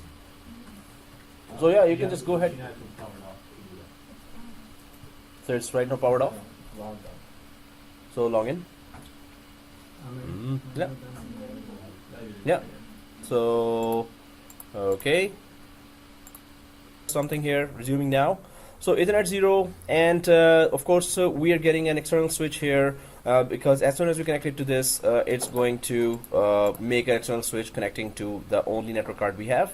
Next, well, yes, we have to connect this, but so in previous, the Hyper-V settings on server 2 here, whatever we did with the allow this server to send and receive live migrations of virtual machines. So same. No. Oh, perfect. Working, right? Okay, guys. So allow the server to send and receive live migrations of virtual machines. Now, CRUD SSP is there and Kerberos. We did kind of talk about it. Anyone remembers what was the difference between CRUD SSP and Kerberos in live migration? It has something to do with live migration. It's remotely, you can do it with Kerberos, and Yes. with the KSP, you have to physically sit down. Exactly. So if you're sitting in front of it, it's CRUD SSP. If you're remotely connecting to a Hyper-V in order to initiate a live migration, you have to select Kerberos. Now, CRUD SSP is what we can do easily, but in production environment, definitely you won't be allowed in the data center so much. So you will be remotely connecting to Hyper-V and initiating the live migration from there. So we're going to select here use Kerberos. Maybe we selected this option during the installation on server 2 for Hyper-V, or we may not have done that. So we're going to double check everything before we start doing a live migration. So use Kerberos is when you are remotely connecting to any Hyper-V in order to initiate. So your Windows Active Directory will actually confirm that you're the legit user that is supposed to do this. So now when we are using Kerberos, there is an extra step called Kerberos delegate, that constraint delegation here. So constraint delegation is something where you are allowing or confirming the remote identity of a user who is authorized to initiate a live migration. If you do not do constraint delegation, when you remotely connect to a Hyper-V and about to start a live migration, it's going to give you an error that, okay, I don't know you, you're not authorized as far as I'm concerned. So if you do constraint delegation, then that user will be allowed to initiate a live migration. So what is constraint delegation? We're going to do that now. We're going to check that. What is this? But first, we need Hyper-V in its proper place. So if you have selected this and use Kerberos, because we're going to be remotely connecting to a Hyper-V, so let's go ahead. If you have selected these options, click next. Again, we don't have our SAN, so we're going to give local path here. Yeah. If you can do like this. Yeah, sure. What does the last sentence? If the server will be this one. Yeah. If the server will be a part of a cluster, do not enable migration now. Instead, you will configure the server for live migration, including specific networks when you create the cluster. So, cluster and live migration. Now, these are the two settings that two ways Microsoft is allowing it. When we go for failover cluster, I was supposed to tell you this at that time, but since it's a question and it's a good question, so there are two ways we're going to do migrations of Microsoft or virtual machine migrations.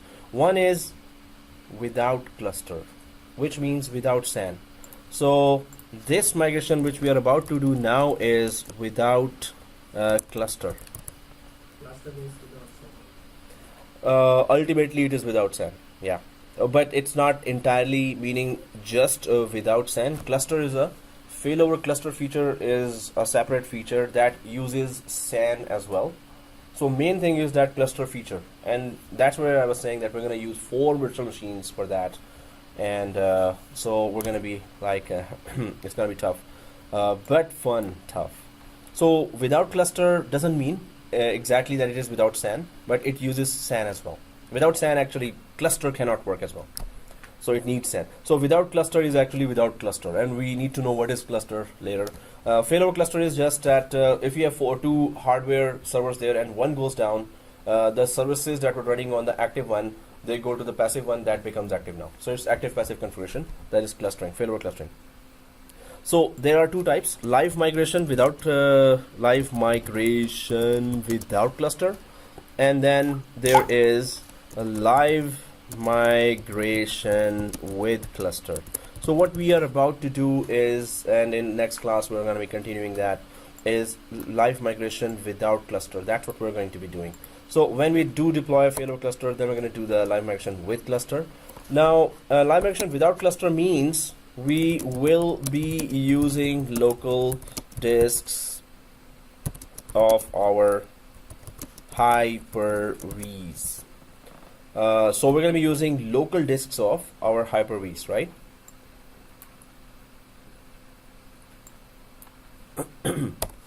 And we will be doing 2 types of live migrations. We will do virtual machine migration, and also we will do storage migration. Now when we talk about storage is files of a virtual machine. That's it. For example, .vhdx, VHDX, memory file, snapshot file. So these files, if you want to move just the virtual machine, it takes very less time to do that. If you want to move the storage of the virtual machine as well, that takes a long time. Now just virtual machine migrating just means the memory transactions of virtual machine are moving, so it takes milliseconds. At once live migration, virtual machine just moves, but the hard disk of virtual machine stays where it is. Only virtual machine moves, hard disk stays where it is. But with storage migration and live migration, in that case virtual machine moves and its hard disk files also, VHDX also moves from one hardware to another. If that VHDX is 80 GB, 100 GB, 200 GB, it can take all night. So storage migration normally we do on the weekends if we really want to move the storage as well, and if we don't want to move the storage, virtual machine can move in milliseconds. Done. So what is the point in moving the virtual machine without the storage? So normally storage is not supposed to move. Virtual machine uses memory and processor to run. Normally, this is when I say virtual machine moves only, this is always with cluster. Now with cluster just means that VMs use SAN as well. In with cluster, which we are not doing right now, with cluster, VM storage files are placed. VM storage files are placed on LANs in SAN. So storage never moves when we do live migration. Storage sits on SAN. Only virtual machine moves, right? Just with cluster.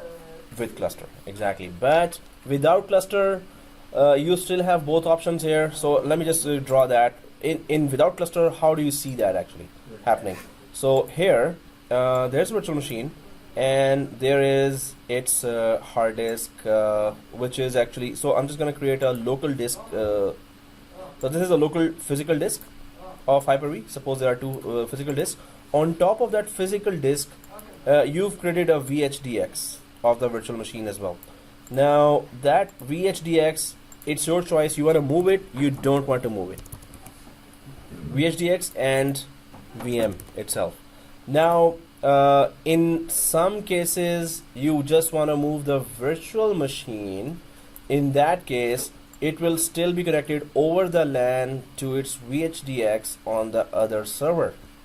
Or you can move the virtual machine as well as the VHDX as well to the second hardware Hyper-V host. So in that case, of course, you're totally moving from this hardware. If this is 80 GB, normally hard disks do grow up when they are being used a lot, or 100 GB, 50 GB. Now this is a task when you're moving the storage as well. You need to do it on weekends, ask for a downtime, and then do it. Maybe it takes all night, right? If you move the virtual machine and leave the VHDX in another machine, does it leave any impact on the user's? Your LAN should be good. There should be a separate network card here for just virtual machine access, storage access there. Yes, it's going to be a bit slower. Now, we're talking about an environment that is a small company environment where there is no SAN available. And small to medium-sized companies, they can't afford SAN. They're going to use local disks here and local disks there as well. So Microsoft says that, hey, we are offering all kinds of solutions to small, medium, and large companies. All kinds of solutions, right?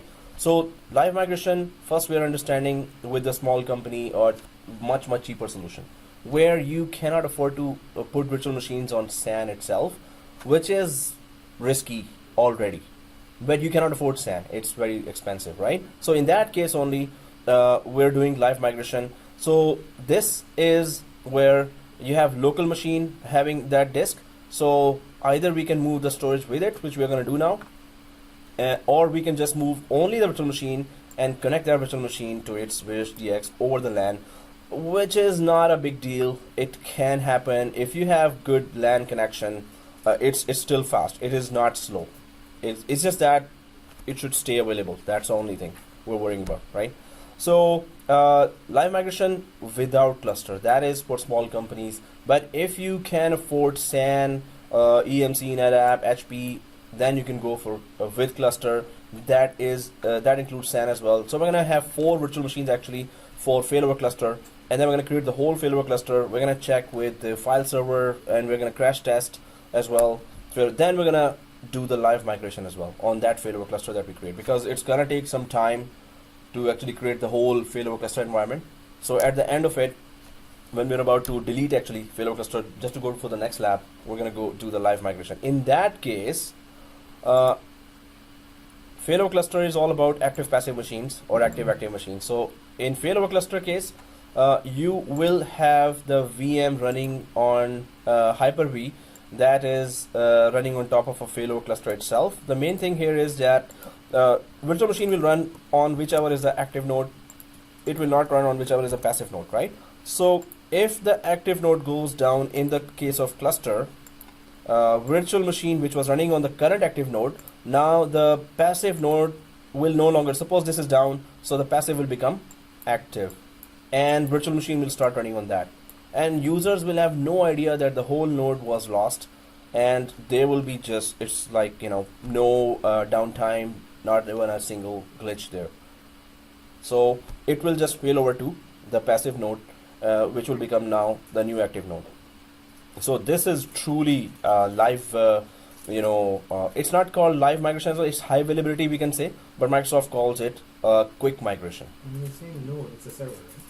It's a failover cluster node. So when I am saying node, that's a server where failover cluster feature is installed on top of it, and it's actively taking part in the failing over process. So active node, passive node will both have failover cluster feature installed. So users will have no idea that the whole node went down and the second node has become active. So this is very much powerful node, a very much powerful way of keeping a virtual machine highly available. So Microsoft calls it quick migration. You could be actually migrating a virtual machine from active to passive, making it active. Whenever you migrate, it will become active. Whenever you migrate back, it will become active. It's so smooth and seamless. So end users will have no idea that in the background we're actually migrating among 2 servers or 10 servers. They will have no idea. So, but that's very powerful, and we're going to go for failover cluster. That's a bigger lab. Now we're going for that live migration, and even for that we need to understand some concepts. So if you have 2, 4, 8, 10 nodes environment, maybe you don't have failover cluster there, so you should know at least that, hey, we can do this as well. I mean, whenever there's an emergency, I can live migrate a virtual machine while users are not going to be affected. Normally when you live migrate, users will have some degradation of service at least. So it's not, so that's why we have an operating system. We're going to ping our virtual machine while we are live migrating, right? We're going to keep on pinging our virtual machine from server 1. I'm going to check that we're going to lose some pings. When we lose some pings, that just means that if the users were working on the machine, they will not be able to have a response. Suppose there was a notepad, they were writing something, all of a sudden they cannot write anything. They click and no response. And at once they will start writing again. So it will be that freezing happening there while the machine is live migrating. Once it's live migrated, users will be able to keep on working on the same document out of the virtual machine. So right now, live migration without cluster, that's where we are going. And live migration with cluster, with failover cluster, I was supposed to show that, but that's a very good question that at least we get to know now what we're doing. But I was totally explaining this whole concept first, that if we have 2 servers here and it's local, then how do we go about doing this, right? So again, this for small to medium-sized companies that cannot afford SAN. You know, Microsoft is really becoming a very big competitor of VMware because of its solutions for small companies and medium-sized companies, and big companies also that do not have budget approvals for new features of VMware. Whenever you go for that, oh, we need this, oh, that's like $50,000, $60,000, $40,000, $10,000. So then you have to think about Microsoft solutions as well for the same virtualization. So Microsoft is really improving all those. Okay, guys, so that's what we're doing. There will be that live VM migration, and then there is storage migration as well. So let's go back to our Hyper-V first of all and try to see if our Hyper-Vs are even ready for this or not. So what are the prerequisites if we want to do a simple live migration there? So I'm just going to go back to our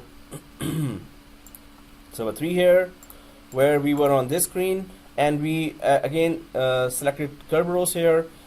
So of course we're just going for the live migration. We're not going for quick migration. Quick migration always involves cluster. Live migration does not involve cluster. Okay, so use Kerberos. If it is selected, click next. And yes, we're using our local disk because we are not having SAN here, so we're going to keep it like that and click next. And click restart, and it's going to restart. Yes, so please click restart because it will see that it requires a restart, so it's going to restart, but we leave that decision to it. Okay,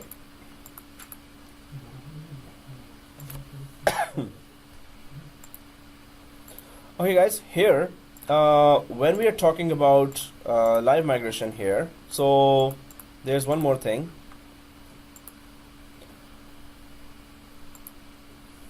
Yeah.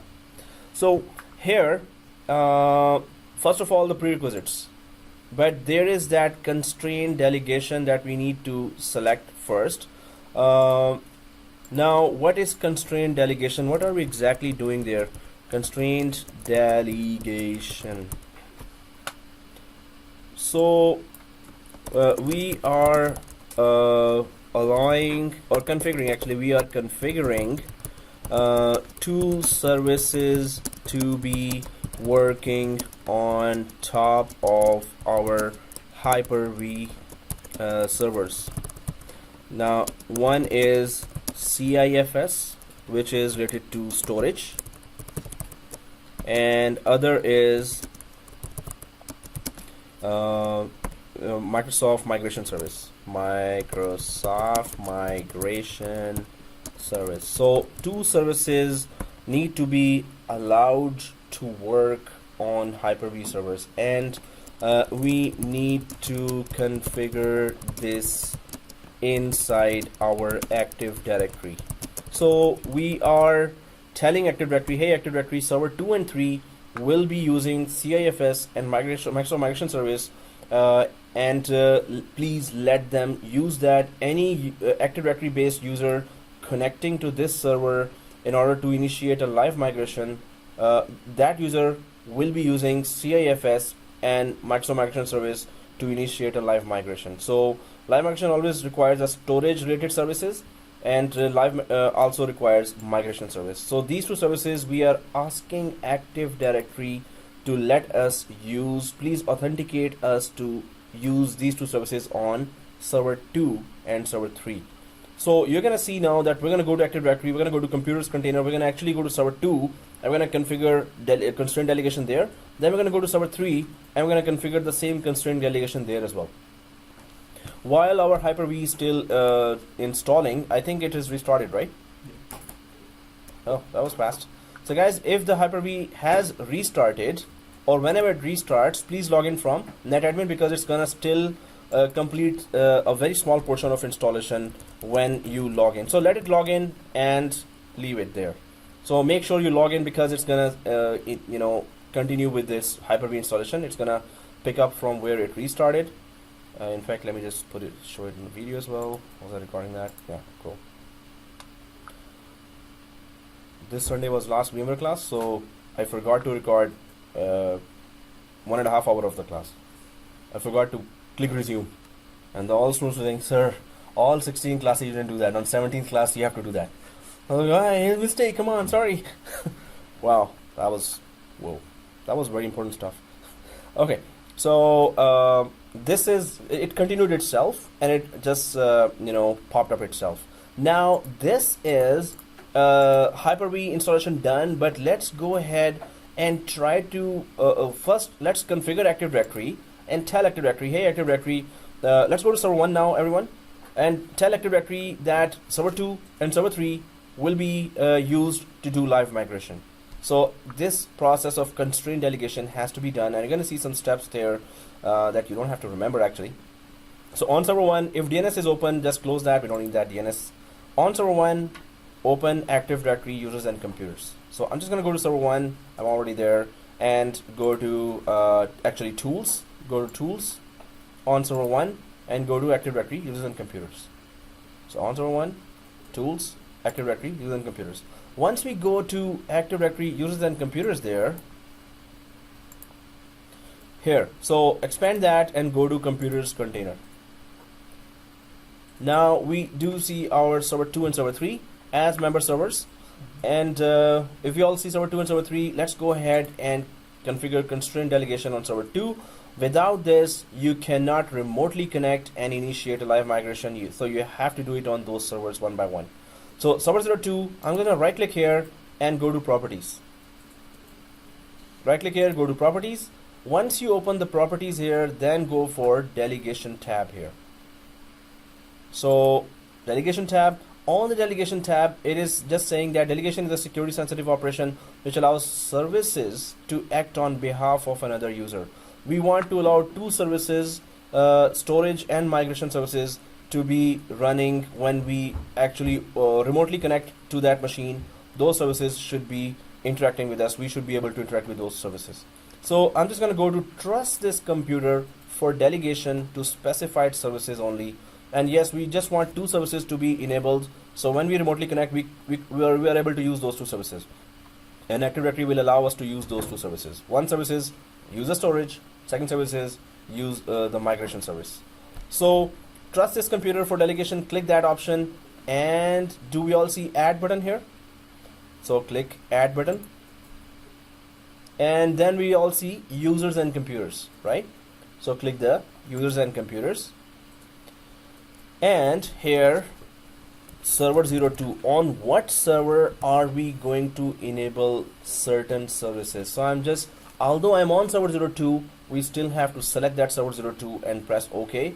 Only then those services will appear before us, and those are gonna be very long list of services. We're gonna just select two of them. So on server 02, once you select our server 02, now you can see that there are many services that are appearing on the left side. What services that you want Active Directory to authorize you to use when you remotely connect to that? So first is CIFS, and we need to select one more that is way down. So press the control button, keep the control button pressed. After selecting that, keep the control button pressed and go down, keep going down, down, until you see set of two services here. Keep the control button pressed and just expand that just to see that, whole. Now we can see Microsoft Virtual System Migration Service. So second is this. Now if I go up, that CIFS should already be selected, and because we kept on pressing the control button, so the second server should also be selected. So if these are both selected, go ahead and press OK. Now you should see only these two services. One is storage, one is migration. So when we remotely connect, Active Directory knows that, okay, this guy on this server is supposed to use these two services, which will be in the background being used when we are about to live migrate. These two services will be used, and we will be authorized to use these two services when we remotely connect. So this is the way Active Directory is allowing us to remotely do the live migration by letting us play or interact with these services remotely on server 2. And suppose you have 10 Hyper-Vs, you're going to do that on all 10. We have 2, so we're going to do it on the second one as well, right? So apply, OK, and I go for server 3 as well and do exactly the same thing here as well. So right click on server 3, go to properties and delegation, and trust this computer for delegation to specified services only, and add, and users are oh, still restarting. You got a key thing to me. Okay, when you reach there, let me know. Okay, so users on computers and server 03, not 2.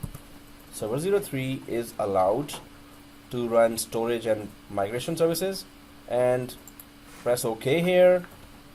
Again, I'm selecting CIFS, keep the control key pressed, keep going down to the other two services. If you don't do that, live migration will not work when you remotely connect, or when you use the Kerberos option and remotely connect. So keep the control option pressed and control button, and those two services are selected. Press OK, and these two services must be showing here for server 3 as well. And go ahead. If this is happening, click apply. OK. We have done constraint delegation on server 2 and server 3, which just means that when we remotely connect, we will be able to use storage service and migration service. We're not going to be directly interacting with that. In the background, these services will be working. We will be doing only live migration wizard. When we start the live migration wizard, it will let us do that. It will not give us errors. So if you don't do that, it's gonna give you errors that you don't have any authorization. So apply and Okay. So once we did that constraint delegation on the Hyper-V servers only, then we go ahead and go back to our server 2 and 3. So let's go to server 3 now. I hope everyone has done that. So let's go to server 3. Now server 3, Hyper-V is done already. It's installed, already the Hyper-V role. So I'm gonna click close here on server 3, right? And on server 3, let's just start the server, Hyper-V role itself. So I'm just going to go to server 3. Server 2, it is already open, Hyper-V Manager. So I'm going to open it on server 3. So click the Hyper-V Manager here. Now, if you click server 3, if you click server 03 here, no virtual machines here, right? No virtual machines. Now we're going to live migrate. Okay. I think we should do at least one live migration. Well, that we're gonna do just one live migration anyway. So server 02 has 2 virtual machines. Server 03 has none, right? But what about the prerequisites? Now, one was constraint delegation. Second prerequisite is, okay, let me just go there. Because we need to do it within time, so I'm just gonna go a little further here. So this is the slide I'm gonna upload there just so you could see. Mostly we have discussed all these options. I'm just gonna go for prereqs now. So prereqs for live migration are, yes, nothing changed since 2012, so I'm actually using that. I'm the only teacher, I guess you must have seen, who does live actually editing as well, because it is live migration as well. Yeah, I'm reckless. Yeah, I know. So use processors here. So prereqs, we need to know that first of all, processors have to be exactly the same family. Not exactly. Suppose you bought server this year, Intel server or AMD server, and then you bought after 6 months another. Now the processor family may be the same. There's a processor family as well. Intel, 2.5 gigahertz were released with some features. Then after 1 year, they released 2.6 gigahertz or 3.1 gigahertz as well. But normally, some of the major features are same for those processor families, right? So if the processors were released back and forth just means after a gap of 2 years, maybe 3 years, 4 years, but it's not like a 10-year gap or 15-year gap or 8-year gap. As long as they are inside the one family of processors. What about generation? Like, the Intel releases Exactly. Would that be okay? Generation, it has to be the same. Yeah. Okay, guys. Here, use processors from the same manufacturer, Intel or AMD. Now, you cannot do live migration if one is AMD, one is Intel. Of course, that's obvious. You cannot live migrate as well if you have one older Intel and one newer Intel. Older means it's out of that processor family. Now it goes down to, it's the same thing in VMware as well when you do vMotion, and it's the same thing when you do live migration or quick migration here as well in Microsoft. Processor families have to be near. VMware has some, not very strict options there. It shows you a lot of advanced features for that as well. If you have SCVMM here, you could do that, see those advanced features as well as a center application. So one thing is, in our case, processors are same. We are okay with that, right? Our processors are same. Second thing, all hosts must support hardware virtualization. Right now, yes, our hosts are supporting. Well, if we are able to install a virtual machine, hardware virtualization, that Intel VT option, so we are able to do that. So this is just a prerequisite. Belong to the same Active Directory domain or 2 domains that trust one another. Live migration will not work with servers that are in a workgroup, obviously. So it has to be Active Directory domain, same Active Directory domain, or trusting, the domains are trusting each other if they are different domains, right? So then the VMs must be configured to use either virtual hard disks, VHD or VHDX, or virtual fiber channel disks. If you have fiber optics connected, you can use those disks. Otherwise, VHD or VHDX, or so this means one is VHD, second is VHDX. It will still work as long as it's virtual machines generation 1. So yes, we have both. We have a virtual machine with VHDX, and both servers are 2016 based, so we have no problem here, right? use of a private network dedicated to LM traffic is highly recommended. Private network just means that if I just go to my diagram here, now we are having just one network card here, and that network card is also doing our LAN traffic. It's handling our LAN traffic as well as our virtual traffic. So that's what I was saying when we were mapping the external switch to our only network card, that we should have, in a best practice scenario in production environment, we will have two network cards, one both static IPs, give it 200.3, 200.4, 205, 206. Connect one to the virtual external virtual switch, and the second one could be communicating with the LAN. Although both will be on the LAN, but one network card is just supposed to go for DNS, DHCP, file server traffic, other only virtual traffic, right? So it is just saying that have a separate network cards, set of network cards, or one network card each, just for the virtual traffic and especially for the LiveMigration traffic. Here, and then we have the membership in one of the following groups. Okay, so our net admin is the top guy here, top admin, but they're saying that either that user should be a member of administrators, domain admins, Hyper-V admins, administrators. Hyper-V administrators is another security group that is already created there. Let's just add our net admin to Hyper-V administrators security group as well. Although it says if you're part of the administrators group, domain admins group, you're okay. But Hyper-V administrators, in order to not have any surprise errors, we're just going to add our net admin to Hyper-V administrators as well. And yes, Active Directory, if there are different domains, they should be trusted domains. So let's just go for server 1. Let's go to server 1. And inside Active Directory, if Active Directory user and computer is still open on server 1, and where is Hyper-V administrator security group? So I'm just going to click users container in server 1 in Active Directory user and computers. Nope.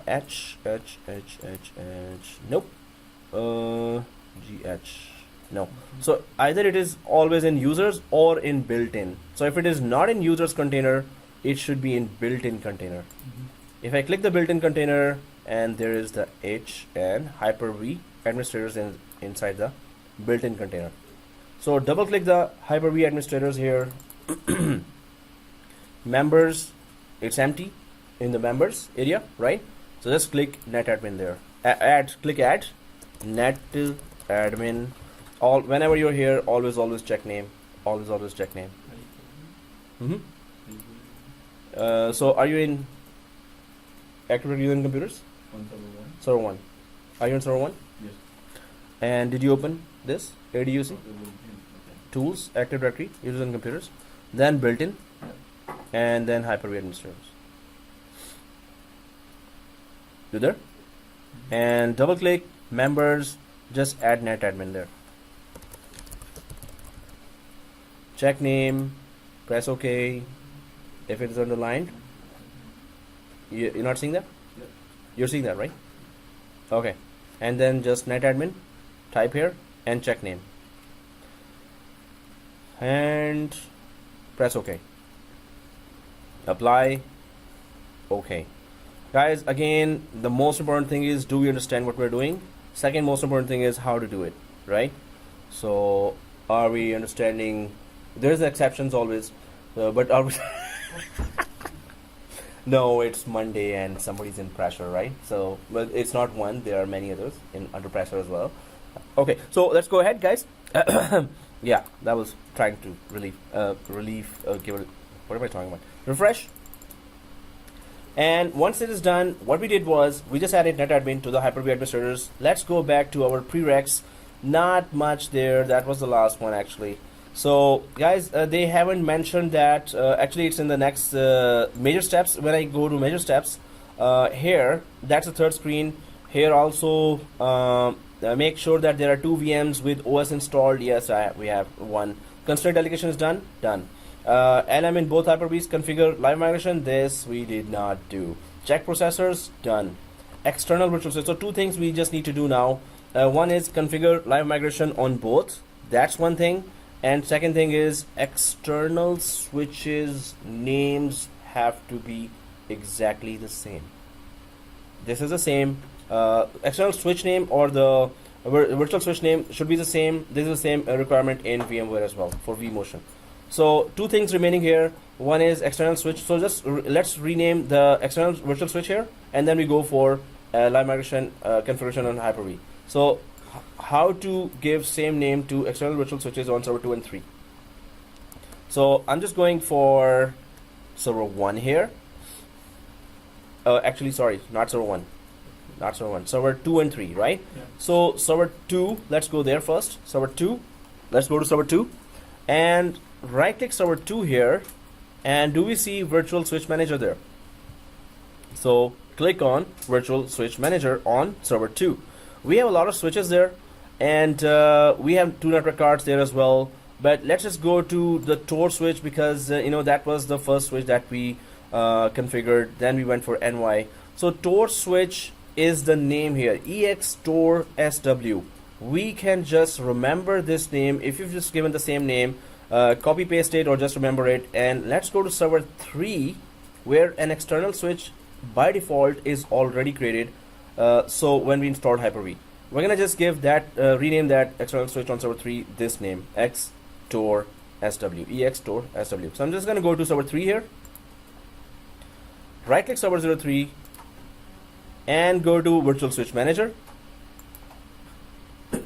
There is on server 3 external switch already created, of course. By default I'm just gonna select the whole thing and Control V or paste it or just type it, EX Tor SW. Has it been done for everyone? Alright, so click apply, press OK. Okay guys, so last thing here to do is actually enabling LiveMigration itself. Let's go to server 2 again, and everyone on server 2. So close the virtual switch manager on server 2, close. Oh yeah, I didn't change anything, so I don't have to click apply here. So on server 2 here, I'm just going to right click again. On server 2, I'm going for Hyper-V settings now. That's the last one. So Hyper-V settings, let's go there. Server 2, Hyper-V settings, we're there. So do you see LiveMigration directly here? This one. Okay, LiveMigrations. When we click there, enable incoming and outgoing LiveMigrations. Yes, it's okay. It can do simultaneous 2 LiveMigrations. You can put it to increase it to 8 as well. 2 virtual machines can simultaneously move if you want. If incoming LiveMigration, use any available network. No, we're going to go for a specific network here. Use these IP addresses for LiveMigration. So click this option, use these IP addresses for LiveMigration, and click add here. Right? So again, LiveMigration enable is already there. Go for use these IP addresses for LiveMigration and click add. So once we click add, we're just gonna give our subnet, which is 192.168.200.0/24. It can have total of 256 clients there. So it's a very pretty small network, so we're okay with that. So guys, just make sure that you're putting the IP in this format. Actually, they have given the example of that as well. So IPv6 way or IPv4 ways, you can just put that. So if you put that, you done it? Click add. 200.0. Let me know when you're done. And press. Oh, no, this one. This specific. So this is our subnet, 192.168.200.0/24. If you have exactly put like that, otherwise it's not going to work. So, okay guys, if you've put like this, go ahead and do you see plus sign here on the left side, LiveMigrations? So expand that and go for advanced features, which we don't have to actually change. So of course we're not going for CRUD SSP. This we would have done easily, but we're going for use Kerberos because that's a production environment scenario. And second thing is a TCP/IP based LiveMigration or compression based LiveMigration or SMB server message block based LiveMigration. So TCP/IP, suppose you select, so it's not gonna compress the virtual machine whole, and it's not going to. So if it is smaller size, smaller data, smaller amount of data over the LAN can move faster. If you don't want to compress it, you can select TCP/IP. Compression does not actually, make your data corrupt or change. It's just that it's gonna take longer time. You need good processor, good memory, not very good, but better processor and memory if you want to compress the virtual machine. When it reaches the other server, it's gonna be uncompressed as well. So processor and memory will be busy doing compressing and uncompressing. So if it's going with the full virtual machine data without compression, it's gonna be slow, but processor and memory will not be used to at least compress the virtual machine. If you're doing live migrations, maybe once a week, twice a week. So anyway, I'm gonna keep it on compression, and SMB is just server message block, which means you're using.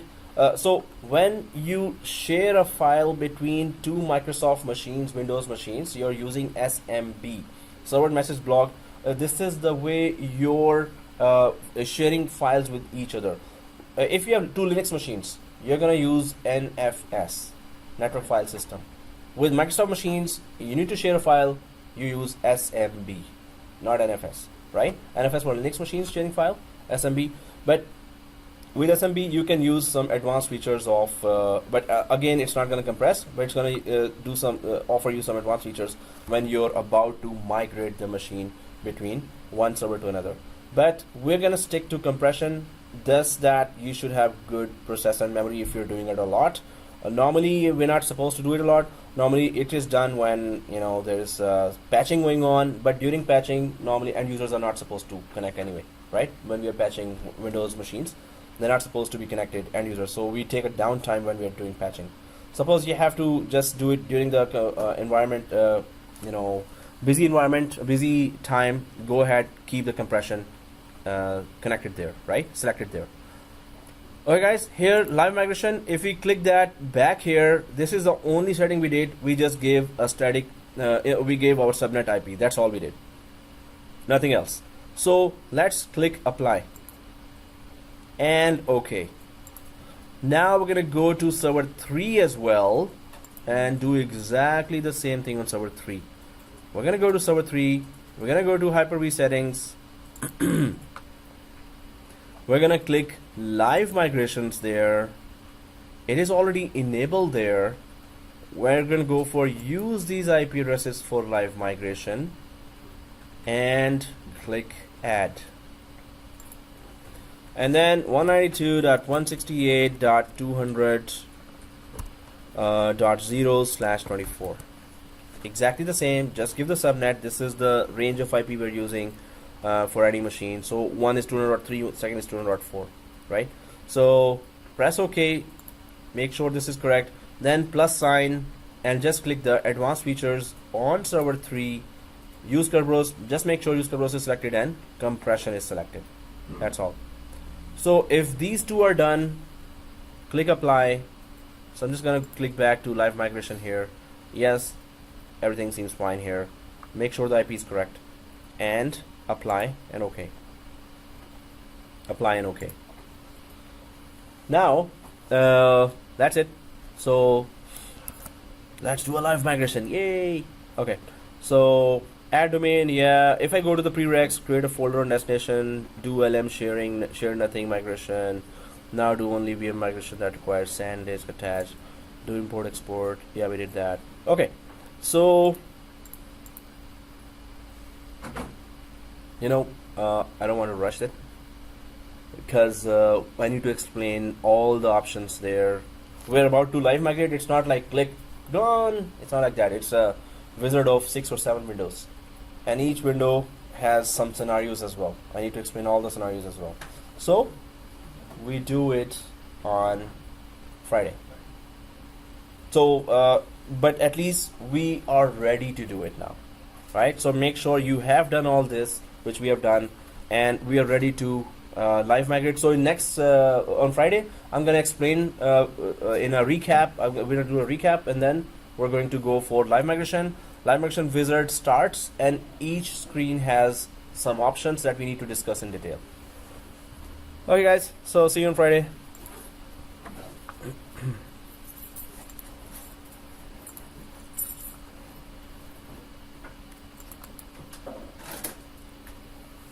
Okay, shut down the machine, server 3, server 2, and then server 1. I hope everyone took the snapshot of server 3 at the time, because I'm going to be asking you in future classes, go back to snapshot 1, that's it. Okay, stopping the video now.